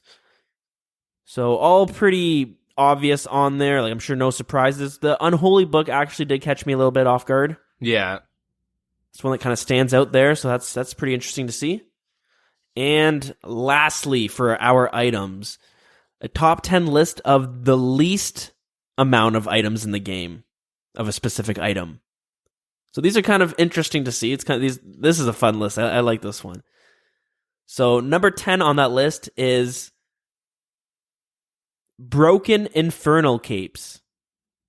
There are 4 of them in the game. Makes sense. Yeah. Okay. Next is Milky Tea in Posh Cups. There are 3 of those in the game in total. Is that from construction? Yeah, that is construction. So the Posh Cup, I believe you need 67 construction. It's from a teak shelf. So with a Milky Tea, you add a bucket of milk to your tea, and all that does is change the image of it and the drink text, but it doesn't do anything else. Like, it doesn't change the stats that you get from it or anything like that. Yeah, interesting. There's only 3 of those in the game. Yeah. Next on the list is Pink Goblin Armor. So there's only 3 of those in the game as well. Next is Flat Packed Gilded Dresser. Only 3 of those in the game as well. So flat packed means you could, like, in construction, instead of building a dresser in your player-owned house, you could build one. I think it's on the craft table, and you could potentially sell it on the GE, right? Okay. I think I'm getting that right. Yeah. Next on that list is Elysian Sigils. There's 3 of those in the game. So I guess most people instantly make them into the shields and sell them. Or there's probably like some Iron Man with the sigil just in his bank waiting for the spirit shield or whatever to attach it, and the blessed whatever. Oh, yeah, that's a good point. Probably just like waiting for those drops. He's really lucky but unlucky at the same time. Yeah. Next on the list is Non-Milky Tea. There's 2 of those in the game. Next is Bowl of Fish. 2 of those in the game. So Bowl of Fish is a reward purchased from Marin's Market on Fossil Island, the mermaid. Yeah, And that makes sense. When you consume that bowl of fish, you have a chance of getting between 1 and 3 quantity of shrimps, anchovies, sardines, tunas, lobsters, swordfish, shark, oysters, unidentified fossils, nummulites, manta rays, and sea turtles. So I guess nobody's really taken that method. Makes sense, though. It's a pretty trashy item. But 2 of them in the game? Wow. Interesting. Yeah. So number 3 on the list is Green Man's Ale. There is only 1 of those in the game. Next is Milky Nettle Tea. Only 1 of those in the game. And number 1 on that list, it's basically all the different types of kegs of beer. How do you get the kegs? I believe they are dropped by there are drops from different monsters. There's Blackguards, Blackguard Berserker, Dagonoths, and Warrior. The Warriors on Relica. And you can also buy it from in the Relica Long Haul. So during the data stream, he said it's basically like, I'm pretty sure, at least I hope I'm not getting this wrong, that one player basically has 1 of every single keg of beer. And that's the only player that has them. So that's pretty interesting. There are also a lot of other items that are kind of like really low rates. Like there's 1 of this item and 2 of that item that didn't make it on the list, but this was just kind of picked from that kind of stood out and were kind of interesting. Yeah, I think it's pretty neat. You know that there's some guy complaining about bank space, yet he's got a cup of milky nettle tea, a keg of beer, a pink like, hey, you never know when you're gonna need it, right, guys? And he's just holding on all this junk, but he's the only one with it. As soon as I get rid of this pink goblin armor, there's gonna be a quest that comes out where I need to get pink goblin armor. But it's kind of interesting that you can make this like obscure item, and you could be the only person in the game that has it. Yeah. So that's kind of cool. It's pretty cool. RuneScape's a huge game, and I always thought that like there's got to be multiple items of everything. But one thing I would be interested in, and I don't know if it would have made it on this list if it was, but if there are any items that nobody has, you know what I mean? Like if that one player got rid of their milky nettle tea, would it have made it on the list that 0 players have this item? I don't think so. There's definitely items that people just don't have. No, one person in the game has that you could acquire that just nobody has one. Yeah, there's definitely one. Think about how many items are in the game, how many quest items. Like the fact that you get nettle tea for like a quest, but you can put milk in it, and then like now you're banking it for some reason. You're gonna do the quest later. Like the POH, posh tea. You know what I mean? Like that's so random that like I like it. I think it's pretty cool. But there's definitely some super obscure item that we'd all go, oh yeah, that makes sense. Yeah. It also makes sense why no one would ever have one, right? Yeah, fair enough. And I'm sure it gets tricky with all the quest items that people get rid of. And yeah. Like, if Cerberus didn't drop ashes, you know what I mean? Who the hell would have ashes in their bank? Yeah, exactly. So that's interesting, though. That's it for the items. And finally, to close off the little data stream they had rolling, it is the skills. So not a whole lot of information, but the average total level in 2016 was 1,039. The average total level of 2017 is 1,106. So it went up about 60 levels average. Mm-hmm. So that's it's still pretty low that the average player is, which is good. You don't want a high total level of that's average. Mm-hmm. So in 2016, people leveled up 305 million times. Collectively, right? Like, yeah, everyone. Yeah. Yeah, if you gained a level 1 in farming, and then you gained another level in farming, then you gained another level in strength, that's 3. So that would get added to the list. In 2017, people leveled up 346 million times collectively. So went up about 40 million. In 2016, there was a total of 8.9 billion experience earned. And in 2017, there was a total of 12.9 billion experiences earned. Damn. So yeah, lots there. I have a picture that I'll upload on our Discord and in our Twitter and Facebook. Sure, let's get that going there too. And it's a picture of the average RuneScape player of 2016 and the average RuneScape player of 2017. So it just shows it of all the different skills and stuff like that. So you can see kind of how things have changed and what the lowest is. Can you guess what the lowest skill average is? Runecrafting? Bingo. Yeah, exactly. It's rune crafting. So no surprises there. Yeah. Yeah, it's kind of neat looking at the like average or the average total level and stuff. Like I just pulled it up now, the image of it. And yeah, there's some things like I didn't really expect. Yeah, anything worth mentioning? I didn't think Hunter would be so low, but now looking at it, I go, I mean, not Hunter, sorry, farming. And then I go, oh, okay, that makes sense. Because even I'm not even, like, I can't be bothered to freaking hunt, you know what I mean? Hunter farm. Farm, sorry. I don't know why I keep mixing those up. They're both, I guess pretty low on this lower of the skills. But, like, thieving, I don't know why thieving is such a low level. Thieving's, like, I think a pretty well done skill. Sucks. You can AFK spam click a button on the knights. You can do pyramid plunder. You can blackjack. Like, you know, there's all these different methods that are completely different with different rates and focus and AFK ability and rewards too. Yeah, but then again, I'm sure people get tired and like don't want to thieve that much. You know what I mean? They probably get burnt out.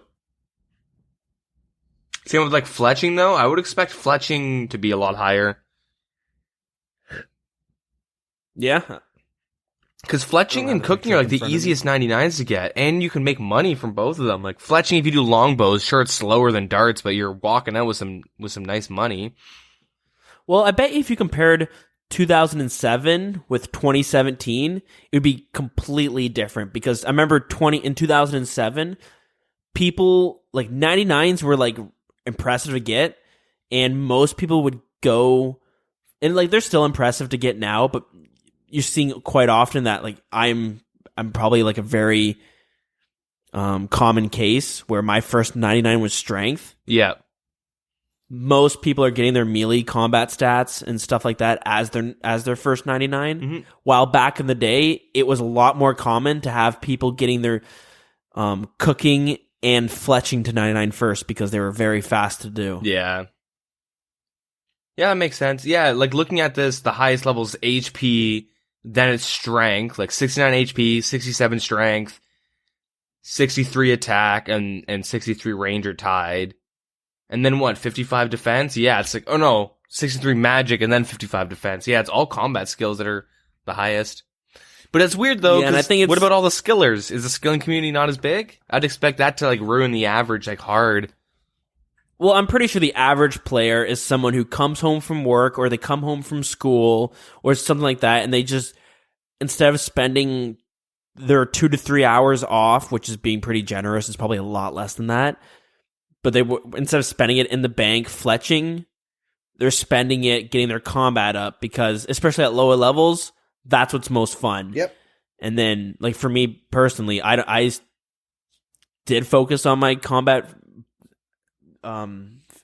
more so than my skills, but then as I got a higher level, I started kind of taking turns on leveling up skills that I needed and skills that I wanted to train, and everything kind of leveled out. Yeah, see, I remember being a lower level and I would train my stats, like I got 40 base stats, and then I would go and grind the money for full rune, and then I'd go wear it and continue training, and then at like 60, you know, get dragon legs and stuff like that, then continue. And so on and so forth. Yeah, except for like, you know, by the time I hit 75 defense, I might have already had enough money for bandos. I think around that time was when I got that AGS PK with my buddy. And then, because they were like 40 mil at the time. So weird to think they're like 20 mil now. Damn, that's crazy. Yeah. And, yeah, I was always I've always been like, oh, I want to stop and grind out like the money for a certain stat. So I've always kind of skilled. I've skilled like a decent amount. I'd like to think at least. Yeah, I mean, that's kind of bound to happen. You know what I mean? As you get tired of combat and stuff like that, and you want to get your other skills up. Yeah. And it's kind of funny. I remember back in the day, like 2005 era, like I had this mindset where if your highest skill was a combat skill, you weren't a true RuneScaper. If you were a true RuneScaper, you had to have a non-combat skill as your highest skill. I remember actually thinking that, where I'd like grind out my wood cutting to like 95, and like you'd look someone up on the high score, and you'd be like, huh, his highest skill's strength? That guy's not even a real RuneScaper. Yeah. Kind of gatekeeping there, you know what I mean? Yeah. I think cooking was my highest. Cooking was, but that was just because I needed money. So what I would do is fish like 1.3k lobsters, cook them, sell 1,000 cooked lobsters, and then I'd go and kill random shit with that money. Go buy some gear. Yeah, fair enough. Get scammed maybe. Iron Man life. Good stuff. Yeah. I really hoped they had a how many bonds were bought. Oh, that'd be cool. Yeah. They probably wouldn't though, because people look how much money Jagex is getting. Oh, we need better updates. Yeah. Oh. Well, it was kind of interesting. All of this number fluctuated a lot, but Mod Matt K, he asked the chat to kind of translate when we were talking about the item quantity list of how much value they were worth. So the Legion Shield list, that the number one was GP. Obviously, that's the highest gold value. Yeah. Item is just gold. He asked people in the chat to convert that. If it was to all be real world traded, how much would it be worth? Mm-hmm. And see, it fluctuated, but like there were numbers like $50 million all the way up to $200 million. Damn. So, if someone in Jagex wanted to be real cheeky, hack everyone's account, steal all the money from life. everyone, put it on one account, and then sell it back to the community. And then they can buy Jagex back from the Chinese overlords. It's quite a conspiracy. Yeah. We'll have to keep our eye out on that one. If you ever get hacked, start checking the JMods Twitter's accounts. Or maybe Instagram, see if they start buying like a helicopter or something. Yeah, you'll see like Mod Jed with like 89,000 sharks that are mine. He's an asshole. Here in my garage with my Lamborghini. Shit. But yeah, there's the data stream. Pretty interesting. If you want to check it out, it's on YouTube and stuff. It's about 45 minutes long or so, but it's pretty interesting. But I talked about basically most of the things that were there. Yeah, so it's been a pretty slow week for news. Did you see anything going on in the community this week? Not really. Did you? No, not really either. It seemed like a pretty slow week. Nothing too interesting. Yeah, this isn't really that relevant, but I'll mention it anyways just because why not? There's a YouTube channel called The Game Grumps, and they just kind of do Let's Plays of just random games, and it's kind of your typical two people play, or one person plays a game and there's another person there, and they just kind of talk and make jokes and stuff like that. I enjoy watching some of their series and stuff like that, but whatever. The reason I bring it up though is because they started doing a Let's Play basically of old school RuneScape. Oh, really? Yeah, and it's pretty interesting. They obviously aren't too familiar with the game, and if you are familiar with them, they're not always that good at video games. They kind of skip through tutorials and then get frustrated that they can't figure what to do. Okay. Or how to do something, so it is what it is. But yeah, they started playing it. They have that series going on right now, but they are a pretty popular channel on YouTube. They have about 4.2 million subscribers. So that's a pretty cool advertisement for RuneScape, I'd say. Yeah. So if you do want to check it out, it's on YouTube. Be prepared to kind of pull your hair out if you're expecting to see some cool RuneScape Let's Play action going on. It's more on the lines of takes them like 4 episodes to get off Tutorial Island. Yeah. And some people find them obnoxious and stuff, which I can totally understand. So it's definitely not everyone's cup of tea, but I just thought I'd bring it up because you see these sometimes where like a popular Twitch streamer will play RuneScape for the first time and it'll be getting like 20,000 new viewers are watching this guy play old school RuneScape who might not usually, like we see with Deadman mode and stuff when the Twitch channel will spike up to a high view count. Yep. But these people are actively kind of searching for old school RuneScape for the most part. You'll have some people stumbling across being like, oh, what's this? Yeah. Oh, this looks interesting. But when you see things like these YouTube channels that are pretty big that don't normally play these type of games, or these Twitch channels that do the same thing and they get decent views, there's a lot of people who are just watching the content that creator puts out or that creator plays who might not have ever played RuneScape. Yeah. So these could be fresh new players that are like, maybe I'll give this a go. So pretty cool to see that there. Yeah.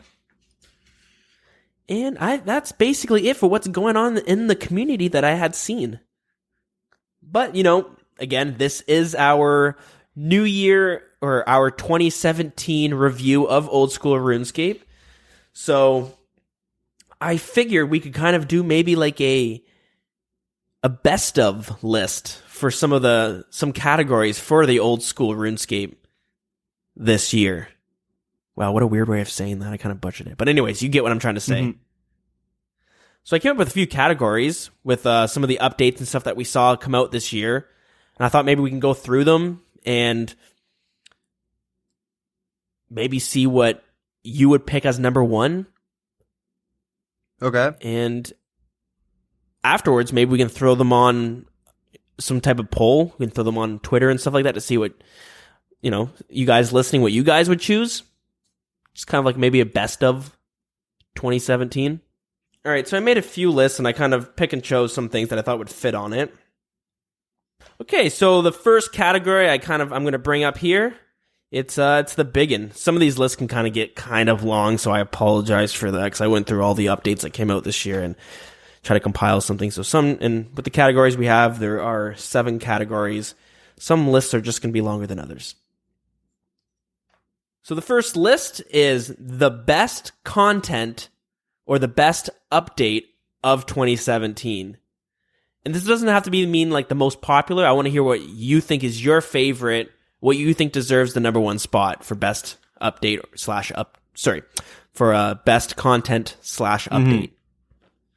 All right, so I have listed here Raids, the Chamber of Xeric, Fossil Island, the Inferno, Revenant Caves, Mage Arena 2, and Gargoyle Boss. The grotesque gargoyles. So what do you think deserves the number one slot for that? I would probably say Raids, but see, I'm a little biased in that because like I went, oh man, that's some new content for me to like, strive for, I guess. I mean, Mage Arena, all that stuff, like, that's off, well, Mage Arena 2, well, I'm not a big fan of that, but, You don't think that deserves to be the best update of the year? Yeah, I don't know about that. I don't know, my opinion is probably, like, very different from everyone else, though, because I'm kind of thinking, like, when, like, Raids came out, that was like, oh, sweet, I have something to, like, strive for. It's, like, quote-unquote endgame content, you know what I mean? Yep. So that's what I got really excited about the most. But yeah, what about you? That's a good answer because like they were really well done. A lot of people were really excited for that, and plus like what I liked is it promotes playing in a group with other people. Yeah, sure you can do it solo, but it's probably a lot better to have a few other people with you. So I totally agree there. My choice, which again, probably the second most obvious answer, is going to go with the Inferno. In the sense that a really well done update, a new milestone for RuneScape players to hit. Yep. And as we saw before, not many people are getting the Inferno Cape. But what I thought, the thing that made it my number one choice is that when it first came out, the Twitch channels that were streaming them trying to get the first Inferno Cape were getting a lot of views. Like, they were pretty popular. A lot of people were watching them. And on top of that, the fact that it took like 3 days before someone was able to complete it. Well, before Wooks was able to complete it. Was he the first one to complete it? Oh, yeah, he was. Yeah, which I find pretty unbelievable, to be honest. I mean, imagine if Wooks wasn't around. No one's got it to this day.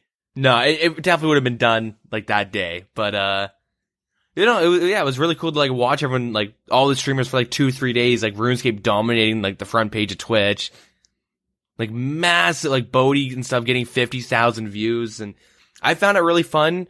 It got one of my buddies like to try out RuneScape from like that stream or from like that ordeal, that update. But it was really fun to watch like Bodhi fail, and then all of a sudden people are like, oh, V the victim's like on Jad, you know what I mean? He's on triple Jats, and everyone's like jumping between a bunch of streams, and you'd watch like the counts go from like 10,000 to like 50,000 depending on what wave they're on. Yeah, because you're like, is this guy going to be the first one to beat it? Because everyone wants to be there for when that happens, and then they die. Everyone, fuck it, I'm leaving. I'll be back in another hour. Okay, so cool. The next category I have here, the best free-to-play update of the year. So I got a handful here. Because we did see free-to-play players getting a lot of love this year, which is really nice to see. So, nominees are energy potions being released for non-members, the Skull Scepter the Skull Scepter imbued. If you didn't know before, it would break after use, and you would have to go get all the parts again. So now you could just keep it and just get it charged. Castle Wars becoming non-members. Zamorak robes being released. The Corsair's Cove. And with the Corsair's Cove, this got to separate these two, but maple trees being able to be cut in non-members. You want to hear something funny? Sure. Completely forgot you could cut maple trees in non-members until now. It's because of that new update. Yeah. Didn't really know that existed, but wait, was Obor not this year? Nope, that was October of 2016. Wow. All right. I'd probably have to go with Castle Wars. I'm not a big fan of Corsair's Cove, and I'm not a big fan of the Skull Scepter. But I can see why they did it. I just don't agree with them. Like, you think they should not have been released at all for non-members? I think Corsair's Curse, like, I mean, okay, I understand Hill Giants was super packed and stuff like that. Like, I have a free-to-play account that I don't remember the name of now. I can't log into them anymore, but I tried logging into them like a couple days ago. But I just found, like, I know, like, I guess it's good to give more content or like new content to like free-to-play members, but the big thing that I'm kind of against it is, or the big reason why I'm kind of against is that, like, the thing that made Hill Giants was nice because, like, you're kind of forced to be social and all that stuff, but also, like, I don't know, like, if you are, like, generally, like, you jump in, like, you're limited in free to play and it makes you want to go to members and stick around. I don't know.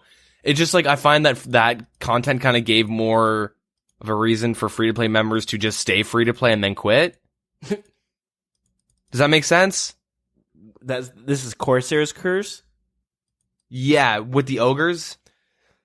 Yeah, I mean, I guess I could kind of see that, but I see it more of it gives people, like, able to grind out bonds a little easier if they want to do it through combat. Yeah, but no one really, like, not many free-to-play people will grind out bonds. The only thing is that, like, the ultimate goal of free-to-play is to, like, tease the player into wanting to become a members. I don't know. I think free-to-play is, like, really good already. Like, I thought, like, before all of that, it was already really good. Because the whole point of it, it's like a demo for an MMO. Yeah. You know what I mean? But, like, there's no, like, wow, you play till 20, you can't trade people, you can't whisper people. Diablo, you get to, like, level 10 or something. Like, I mean, it's an ARPG, it's not an MMO. But, I don't know. Like, they had Obor come out last year. Like, I think free-to-play is good, and it's fun. Like, you want people to kind of run around aimlessly and then just eventually become members. It's kind of, I can't really articulate my thoughts right now, but, like, it's kind of hard for me to, like, describe I get exactly it, what but I mean. There are a handful of players that enjoy free-to-play and they only stick there. And I guess this just gives them something new they can go check out, a new area for the high-level free-to-play accounts to go grind some monsters. But also, yeah, there are a lot of players who play strictly on bonds, and that first bond is always such a struggle to get, which could you either make or break the experience, and then once you get to members, you can kind of, you know, uphold that bond a little easier. Yeah, I guess. I mean, it's not like it's not like a horrible update. It's just kind of like I don't know. It's not like it's a big deal or anything about them giving more content to free-to-play players. Like, it obviously, like, I see why they do it, because it, you know, a lot of this I feel like is geared towards mobile being released. Yeah. I don't know. I just, like, I don't know. I think just, like, a lot of our more fond memories of when we first played, because keep in mind that free-to-play members are, well, one, they're bots, but two, they're people that have like never really played the game before. And so they do a lot of dumb stuff. Like, I could imagine there was somebody who kind of enjoyed grinding out skull scepters to teleport. You know what I mean? Yeah, sure. To get to flesh crawlers, or I guess they wouldn't really go to flesh crawlers, but they go to Ankus or something and grind those. And they kind of like take away that specifically kind of took away the ability for someone to be like naive and like not efficient. They kind of pushed them into like a more of an efficient way of like, you do it once, now it's permanent. Fair enough. But none of the updates are bad though. I'm not saying these updates are shit. Yeah. I'm like just saying Castle Wars, I like it a lot because it's just a way for players to kind of have some fun and wear a rune and never die when they're capturing the flag. Yeah, like that's pretty cool. Not only that, like free to play players now have a new place where they can kind of, mess around with.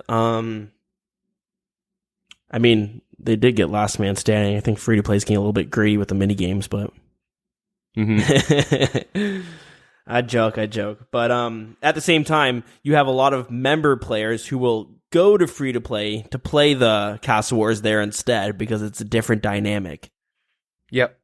So yeah, your number one choice is Castle Wars? Yep. See, this is tricky, but I would have to go with energy potions because I hate walking. It's so brutal, and the fact when I found out energy potions, it blew my fucking mind. I only found out like maybe a couple weeks ago, and it blew my goddamn mind. So I'm gonna go with energy potions because that's glorious to have that in free to play. I probably would never be a member if I didn't have to. The only thing that made me buy membership was that I couldn't fucking run around nonstop. Get those staminas, dude. Yeah, level 3, spend some real life money and buy like 1,000 staminas. Yeah. Oh, cool. Let's see. The next category is best quality of life update of 2017. All right, so try to remember these. It's a little bit of a hefty list. Okay. I'll go through them. Shift click to drop. Teleblock timer. The change to the teleblock timer. So it's always a 5-minute teleblock. And wait, with that update, they changed, they made it so when you teleblock, you actually know when you teleblock. Like, they made the animations different and they gave a different experience, right? Right, yeah, exactly. With that update?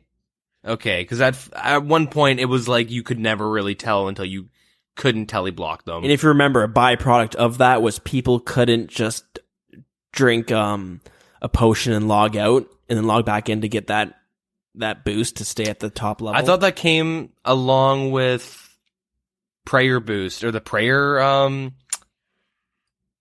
the 55 prayer. I forget what it's called right now. Preserve. I thought Preserve yeah. came out because of the teleblock time. You know what? I'm not too sure anymore. I could be wrong on that. That's what I always thought though, was that the way they changed teleblock to work that way, they had to change the way all timers kind of worked. I don't know though. But anyways, I don't know. Yeah, so teleblock timer. The PKing kills to death ratio interface. So now it would actually give you an indicator when you're in the wilderness, like your kills to death if you want it to. A timer being added to your bank pin when hopping worlds. So you didn't have to change your bank pin every time you went to a new world. You didn't have to put it in. Yep, and if you don't have that, go talk to your banker. Yeah, you can change your local banker. Yep. A handful of pet options being toggleable. So like I think it was like sound effects and like clicking on the pet to like talk to them by accident. A hotkey being added for when destroying an item. So you didn't have to just click yes every time. You could just type, I think it was 1 or maybe a W or maybe a Y. Being able to remove placeholders in a specific tab. The interface for the jewelry blocks The interface for the jewelry box for the player-owned house, and it came with a bunch of hotkeys. The world map being added. Make all interface. Automatic collection of ammo and rune. So it goes right into your pouch or your ammo slot if you already have it equipped. 16 additional bank spaces. And being able to hide and remember your username from the login screen. So those are all the nominees for the quality of life updates of the year. What would you choose? It's quite a bit there. I'm kind of torn because shift dropping is something I use all the fucking time. Oh yeah, it's huge. But hopping worlds without having to change bank pins is disgustingly amazing. Like, it is so good. It is, like, oh my god, it's so good. Like, after we talked about it one episode, I went ahead and just did it. 'Cause I'm like, I'm gonna forget if I don't. Yeah. And, like, it's so nice. Like, if I gotta swap spell books, go to 330, go to the housing portal, swap at someone's house, go to my bank, you know what I mean? I don't have to keep re-entering my pin 30 times a day. Yeah, or like PKing in the wilderness, because you might have to go back to the bank after going, you know what I mean? Yeah. And you're world hopping all the time when you're PKing. Yeah, exactly. It's hard because the teleblock thing is super nice now that I've started PKing. I can't imagine throwing a teleblock that's just inherently half TB because of just bad timing. Yeah, exactly. Like, there's so many of them that like I really like, but I'm probably gonna say the bank pin, to be honest. Bank pin timer. Shift dropping is nice, but I do, like, there are a lot of times where I still don't do it. Oh yeah. Just out of habit, right? And I do think it's little overpowered, or it's pretty fucking overpowered, to be honest. Yeah, I'll have to go with the bank pin thing.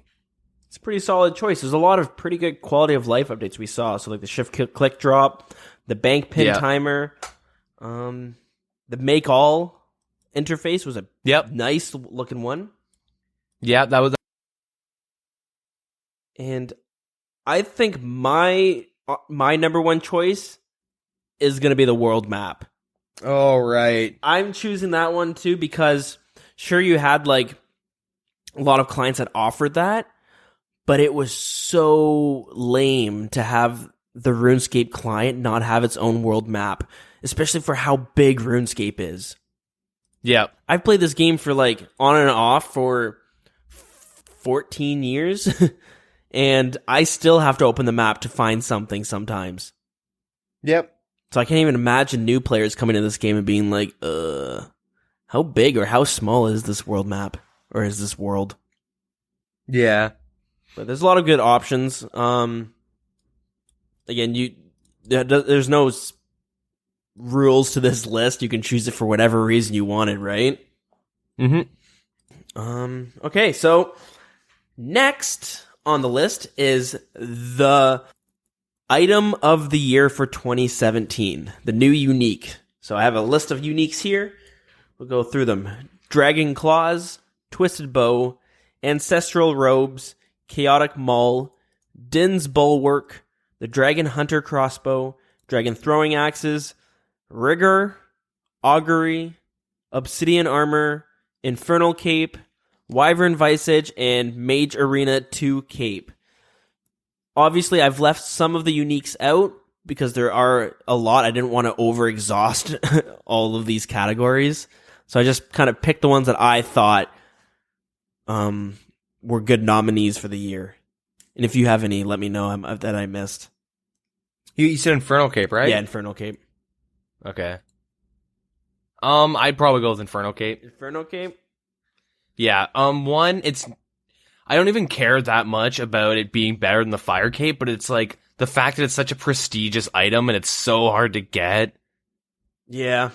I guess that's kind of like redundant, but you know what I mean? Like it's I don't know, it's really neat. You don't see them that much, and whenever I do, it always catches my eye. Yeah, like, it's a head turner. It's Infernal like Cape, cool. It's like the new party hats for old school RuneScape. The way some of those discontinued items work in RuneScape 3 or back in the day of RuneScape, where you would see somebody, you're instantly like, whoa, let me look this guy up on high scores. So that's pretty cool. Yeah, that's a tough one. I wanted to try to pick something different and go like Dilz Bulwark. I like how that item is super unique for what it is. Yep. I like how, I feel like Dilz Bulwark was like another item I was really thinking of. I like how it's kind of like the answer to, I want to, skill in the wilderness. I want to hunt black chins or something or whatever, kill Venonators, but I don't want to just get fucking ragged by people. Well, not ragged, but killed by people the whole time. Yeah. Like, what do I do? And, it's nice that it's like, well, here's Dilz Bulwark. It's like an item that, I mean, you don't get the passive from it in PvP, but you do get the defensive stats. That's what makes it so good. Yeah, exactly. So just to be a bit different, I think I'll go with Dilz Bulwark, even though I do agree with you, the Inferno Cape is one of the coolest items in the sense that, yeah, you see someone, you're going to like probably look them up on the high scores or whatever it is, right? Yeah. You're going to check them out. And yeah, and if you see a low level with it, you're just like, what? That motherfucker. Mm-hmm. But what I like about Dilz Bulwark, though, is I'm hoping it opens up some unique features in the future, as in maybe with Raids 2, we'll see somebody who has to fulfill the tank role for the raids. Yeah. And you'll be bringing that with you, where you're not going to be doing as much DPS because there needs to be a designated tank. And that would be pretty cool to see. All right. So next on the list is the best event of 2017. All right, so there's a few lists here, and I kind of, with Dead Man Mode tournaments, I kind of put them all together as one because I don't want to go through and be like, the Dead Man Mode tournament, where this happened. You know what I mean? Yeah. So we saw a handful of new tournaments, or not tournaments, but events kind of happen this year. So yeah, a few of them, and I hope I'm not missing any. And if I am, let me know. Yeah, here's some of the tournaments that we did see this year. We had the PvP tournament, the Dead Man Mode tournaments, the Wilderness Wars, King of the Skill, Dead Man Mansions, and they had the Fire Cape speed run, or the Jad speed run, which happened, I think, right before the Inferno was coming out. Yeah. I would probably go with probably the PvP tournament. Yeah? Yeah, I think that's like a really cool aspect to show, and for like new people that are watching for the first time, like on Twitch or something, they see like, oh, RuneScape. I mean, there's a lot of RNG in RuneScape, like especially with PvP and stuff, but there's also like a crap ton of skill too. Like it's not just like, like you saw like some cool little strategies and like the, I don't know, just neat little things people were doing. Yeah, fair enough. Okay. Yeah, I almost want to say PvP tournament as well. It was pretty good, and I hope they bring it back and keep tweaking it. I hope it becomes like a more common thing we see, kind of like Dead Man Mode. Yeah. We have like an annual tournament or, biannual tournaments of the PvP. Yeah. But I do like some of the unique ones. Wildy Wars was interesting. I wouldn't mind some other fun events. Maybe not that one specifically, but other fun, non-serious events. King of the Skill was pretty cool. It's like speedrunning RuneScape. Yeah. Dead Man Mansions was interesting. You bring a real-life aspect to it. They probably could have made it a little bit better and more fun to watch. Yep. More interactive. But yeah, I think I'll go with PvP tournaments as well, because as we saw with Dead Man Mode, they kind of took a few pointers from their PvP tournament sort of deal. Yeah. And like, they were, all the finals and stuff were like kind of blah, except for this most recent one. Yeah, exactly. Which, I mean, I think, in my opinion, like the most recent one, they like knocked it out of the park, but the 9 prior tournaments. Yeah, It only took them 9 times, but it's kind of like yeesh, you know, like whatever. They're persistent though. That's good. I'm glad. Very determined to get a good tournament down. All right, so our next category, the best controversial event of the year. Okay, maybe not the best, because how do you even word that? But but the most controversial, the most embarrassing controversial moment of the year. Moment of the year. That's how we should do it. Not the best controversial moment.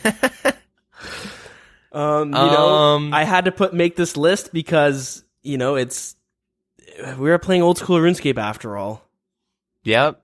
So we gotta talk about some of the shit shows that happened over the years and see which one was maybe the worst. I don't know. You know what I mean? Just the most entertaining. I don't know. It's hard to say. You know what I mean? Like this is just the list I put together. How about the most depressing? How about that? The oh honey moment. You're like, oh god damn it. The only problem is each version we gave of this, each best of, worst of, oh honey moment. There's a controversial moment for every single one of those that would win. Yeah, that's true. Anyways, let's bring them up. So, everybody's favorite event, Gilbert's Colors, which was the gay pride event. The Mod Jed controversy. Mod Jed and his clanning. RuneScape HD client. Auto hotkeys. The Revenant Caves. And Mage Arena 2. I feel like if I lapped, the Jed, Rev Caves, and Mage Arena together, it would kind of be a winner. So I had to split them up to give it a fair advantage to the other topics. Here's the thing: they were all super trashy. It's kind of hard because the gay pride event thing was the most embarrassing. Yeah, and well. It was like the one, not the one time, but I guess since playing Old School and starting this podcast, it was the one time I went oh god damn it. I remember the episode before, I was like, man, this community is pretty cool, eh? This is pretty sweet. I like this. And then the next episode, I'm like, why did I say that? Everyone's dressing up in full friggin' desert robes, being super anti-gay and shit. Now being so hateful. And what is wrong with not everyone, but 200 or 300 people. Enough for you to be like, wow, these people exist. Okay. Yeah. So, and I'm sure this is this is what you meant as well, but by the most embarrassing, the event itself wasn't bad. The new cosmetic item wasn't bad. It was more of the reaction from some of the people in the community. Yeah. Okay, did you ever do the event? I think I went and got one of the colors. The colors are purposely put everywhere that past the duel arena. You're going to the duel arena area. You're not gonna run past deeper in to grab all the colors were in random spots that you wouldn't notice unless you're looking for, except for the Lumbridge spot where you would start and turn it in. Yeah. And people were I don't want that in my game. I'm not homophobic, but I don't want to see that. It's it's a rainbow in Lumbridge, to the north of the fountain that you're never running past it. You can see it when you run by it, but if it wasn't in Lumbridge, it wouldn't be a big deal. I wanted to be in the northern part of the wilderness. I'd be okay with it. I don't know. I think people were just being hateful just because sometimes people just want to hate on something. I'm not too sure. Yeah. But, that was bad, but then also the Mod Jed controversy, that was bad in a completely different way. Mm-hmm. As in, if this is an actual thing, as in, a J-mod is, heavily involved in, the doxing, DDoSing, the cheating, and, even, the weird side points people brought up, how come thousands of vodkas were being bought? like as the new quest was announced for Yeah. Fossil Island. Like there was some really, and it still makes me think like, why did that happen? You know what I mean? Like it's still like, I still have some questions about random things like that. Like why was that ever a thing? Like what the hell? Yeah. Why that happened? But then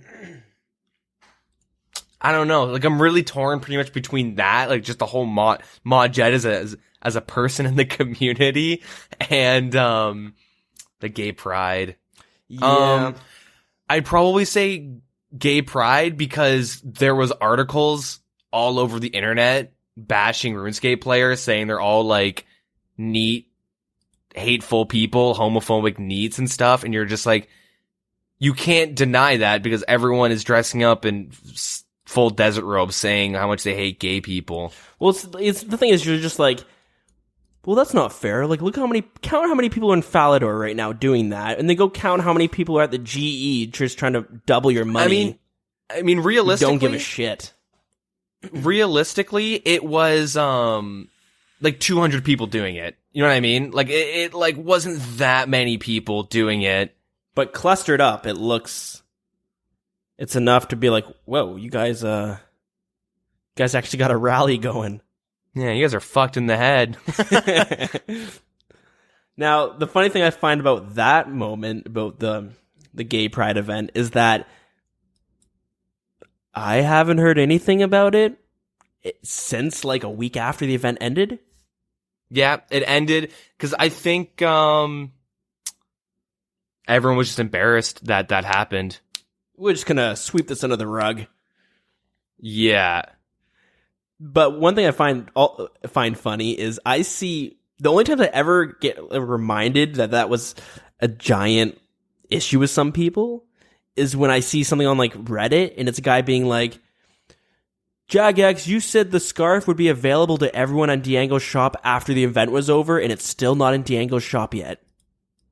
Mm-hmm. Like people who are like, I want that scarf, and you're not making it available. I rock with my Fashionscape. It's a good piece of Fashionscape. I'm gonna be honest, I like it. Yeah, that's the thing. I wouldn't mind picking it up because it would really mesh well with my Fashionscape. I got the fancy boots, the rainbow boots and stuff, and kind of match pretty well. But yeah, that one was pretty bad. I listened to a lot of different podcasts for like just video games and stuff like that, like video game news, and a bunch of them they'd start talking about it, like, oh, this is gonna be interesting. I would love to hear it from an outsider's perspective, and then it turns into, see, this is the problem with RuneScapers and the people who play that game. You're like, oh man, like now it's just a giant generalization of all the players. Yeah. Yeah, I'm torn between that one and Mod Jed because Mod Jed was kind of interesting to follow. Yeah. I agree. The whole ordeal of going through the videos and like doing the research, going through the paste bins, and like after we recorded that whole Mod Jed fiasco, I remember looking into like a bunch of paste bins and trying to find the sources, and one of the sources was from a RuneScape private server that had a bunch of emails, IPs, and passwords and stuff. And I don't know if I talked about it on the podcast, but I remember thinking like, okay, well, these clearly aren't RuneScape accounts. They're private server accounts. Yeah. But why does Mod Jed have all this info? But then why is the Frontlines clan passing it off as these are RuneScape account info? You know what I mean? Like, I took 30 seconds, maybe like 30 minutes to look in past, like, even more on top of the whole fiasco when we first talked about it. Like, me looking into it a little bit more, and I'm sitting there thinking, like, you know, I'm like a random person. Like, I have no involvement in this. I'm just doing it because I like looking at this drama and shit. It's really nice. And I was able to like find out, like, well, that's probably not RuneScape info. Why, but old school info. But why are they passing it off as it probably is? There's clearly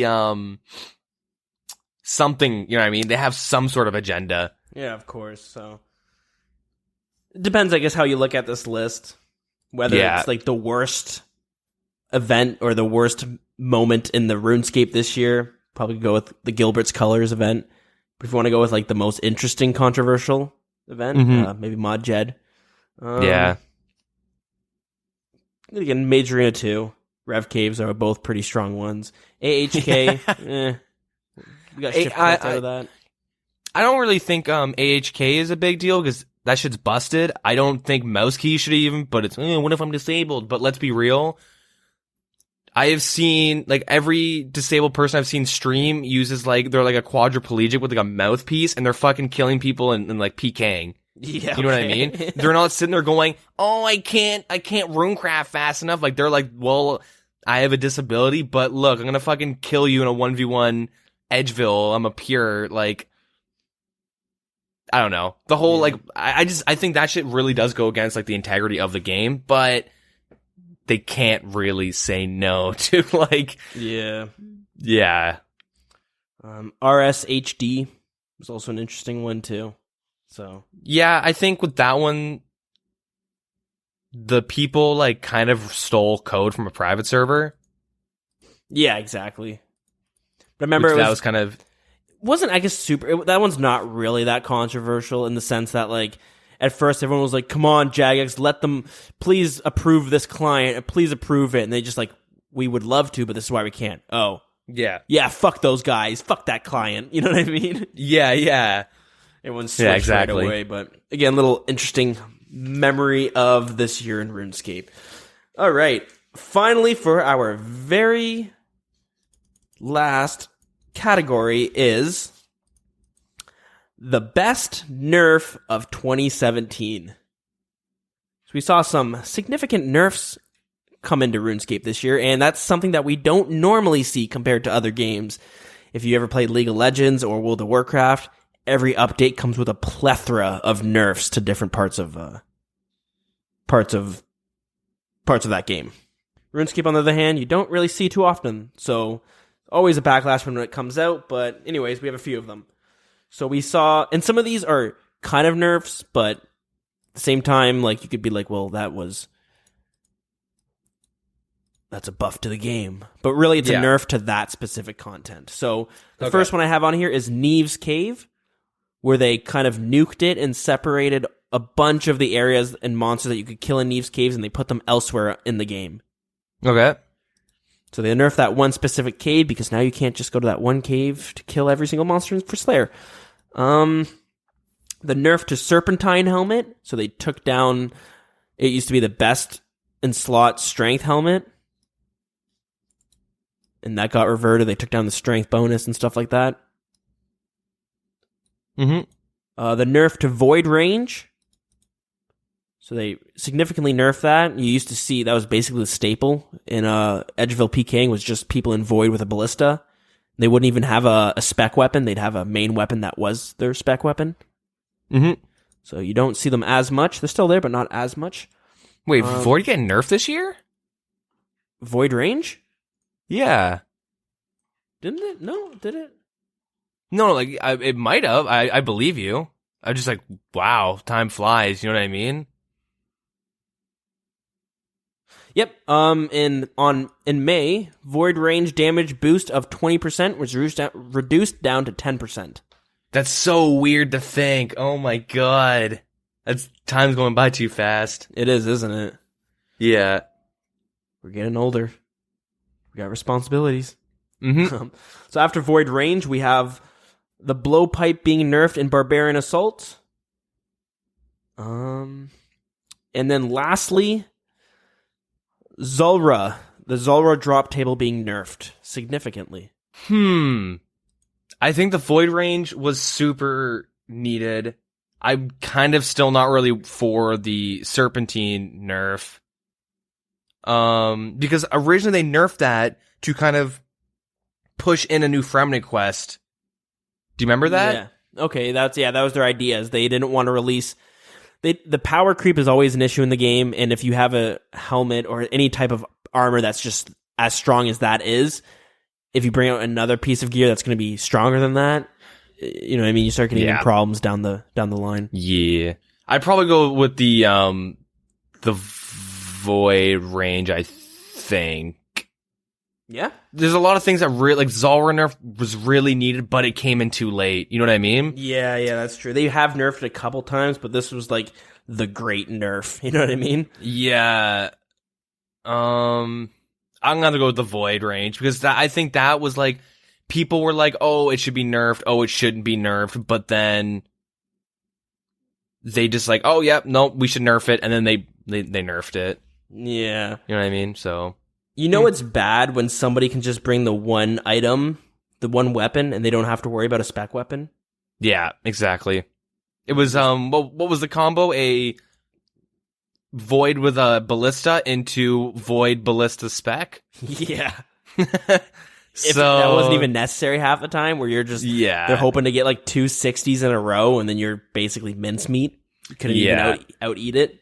Yeah, that one's pretty crazy. So yours is Void range. I agree. Zulrah was definitely needed, but again, I agree with you. It's a little late for that. It did a lot of damage to the economy, and I think it was last episode you had me worried. Or maybe you mentioned it this episode. I'm just getting a little loopy. Hard to say. But with Vorkath coming out, where that might be the new Zulrah 2.0, and then you start thinking, oh, well, if they just nerfed Zulrah so they could give the Zulrah drop table to another monster, kind of defeats the purpose. Yeah, exactly. But I think I'm going to have to go with Neve's Cave. It was one of the most private servery parts of the game when it was there. Yep. It looked so stupid, yet you were stupid to not use it. Yeah.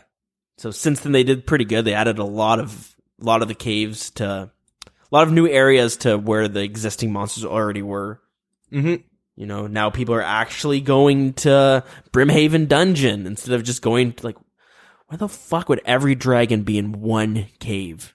Every dragon, like every giant, you know what I mean? Every Slayer monster. We got some ghosty guys that carry a lot of herbs sitting next to like some blood velds that sit next to some dragons that sit next to some spooky skeleton guys that sit like some dogs from hell. Like it was so janky. Yep.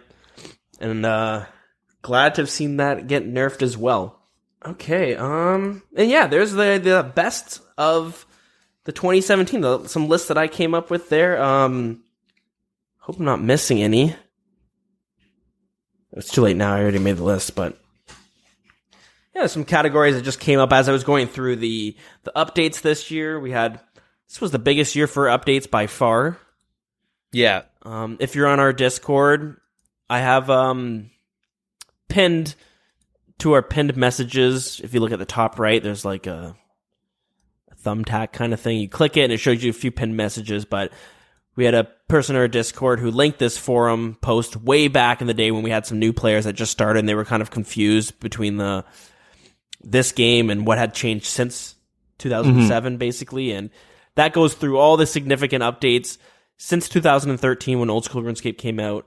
And as you're going through it, you're just like, okay, there's one post filled out for 2013, 2 posts for 2014, 5 posts for 2015 or whatever, 15. You know what I mean? It just keeps doubling. And you look at 2017 and there's like 2 pages worth. Yeah. So it's pretty cool to see there. And I think we're going to release those lists in like a poll for categories and stuff. You guys can vote maybe over the course of the next week or 2, month. I'm not too sure. Probably should have done this a month ago, but whatever. We can get to see what you guys think deserve the number 1 spot for each of the categories. So we'll post those on Twitter, Facebook, and our Discord. And yeah, vote just for fun to see what you guys think deserve the number 1 spot. And yeah, also, I should have mentioned this before, but definitely write in and let us know what your RuneScape and real-life resolutions of 2018 are. Maybe we'll compile a list and we'll touch base in a year to see how well you did on those. All right, is that it for our 2017 in review episode? I think so. All right, well, now, okay, so next week we will be visiting Lore again. That will be coming back. Like I said, we're really busy with this house. Things are slowly getting there, but I think it's gotten to a point where I can actually sit down and spend some time going over some lore and putting together that segment again. I have my little office, my little podcast studio carved out. It's just a desk in the room right now. That's why it sounds a little bit echoey. I haven't been able to do some of the things that I plan to do with it yet, but hopefully I'll do that over the course of the next month or two as I slowly start unpacking and get everything together. So, yeah, we'll revisit back on the lore. We can finish up with the gods next week. And that being said, if you guys want to get in touch with us for whatever reason, if you want to vote on those polls and stuff, there's a number of ways of doing that. If you're watching this on YouTube or whatever, we will have the links as well in the description, so you can visit it there. But otherwise, you can check us out on Twitter at The Wilderness RS. Our Facebook is facebook.com/TheWildernessPodcast. Our email is thewildernesspodcast@gmail.com. Our in-game clan chat is WildCC, if you want to hang out with us in-game.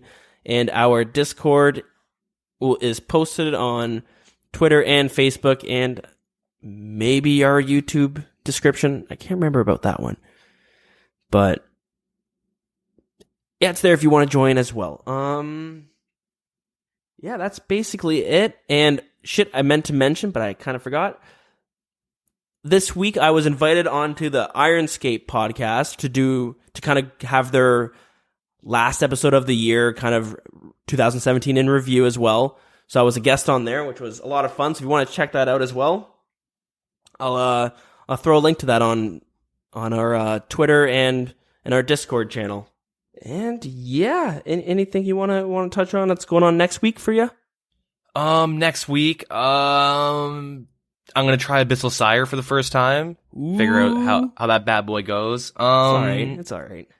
I hope it's just worth the hassle. That's all I'm hoping for. It's interesting. I want to say it's the only boss that has these like set in stone phases. Yeah. Yeah, I know there's like 4 phases or something. I actually have like a 240 Abyssal Demon task, and I'm like all geared up, ready to go try him out. I'm going to do the method where I teleport to my house and just do one like a fight on him or whatever, and then I teleport back to my place over and over again. Does that make sense? Yeah. So that sounds exciting. So yeah, well, I guess we get to hear about that next week. It's an alright boss. I can't do my full task there. I get burnt out pretty quickly. True. Yeah, that's what I'm thinking, but it's an interesting fight and it's fun for a bit and it does keep you on your toes. It's pretty cool. Mm-hmm. It's better than Kraken and Thermi. Yeah. In the sense that it's more interactive. Cool. All right. And myself, well, we do have Dragon Slayer 2 coming out next week. Yep. Yeah, I think you're gearing to do it day one. Yep. And if you haven't noticed, I've been a little stuffy because I've been getting over a cold, but hopefully I still have the symptoms for tomorrow because we go back to work tomorrow, Wednesday. So then Thursday won't be any surprise when I call in sick. Mm-hmm. So hopefully I can do it day one as well. Oh, I'm so sick, boss. Oh, I got a tum ache. Oh. Just go home, man. You know? Yeah. What the fuck is wrong with you? I'm dedicated to the company. That being said, on Thursday I won't be here. And can I take Friday off too? Possibly Monday, depending on how hard this quest is. Depending how much money I can make from Vorkath. Yeah. But yeah, I'm pretty excited for this year. I wanna see what big things happen in terms of shitstorms in the community and interesting updates like mobile. Oh yeah, this should be a good one. I hope we're filled with some fun updates, some interesting controversies, and just quality of life as always. I hope the controversy has nothing to do with microtransactions. Oh, I'm scared this is going to be the year. If we see it, it'll be this year. Oh, I'm worried. I'm sweating a little bit, depending on when mobile comes out.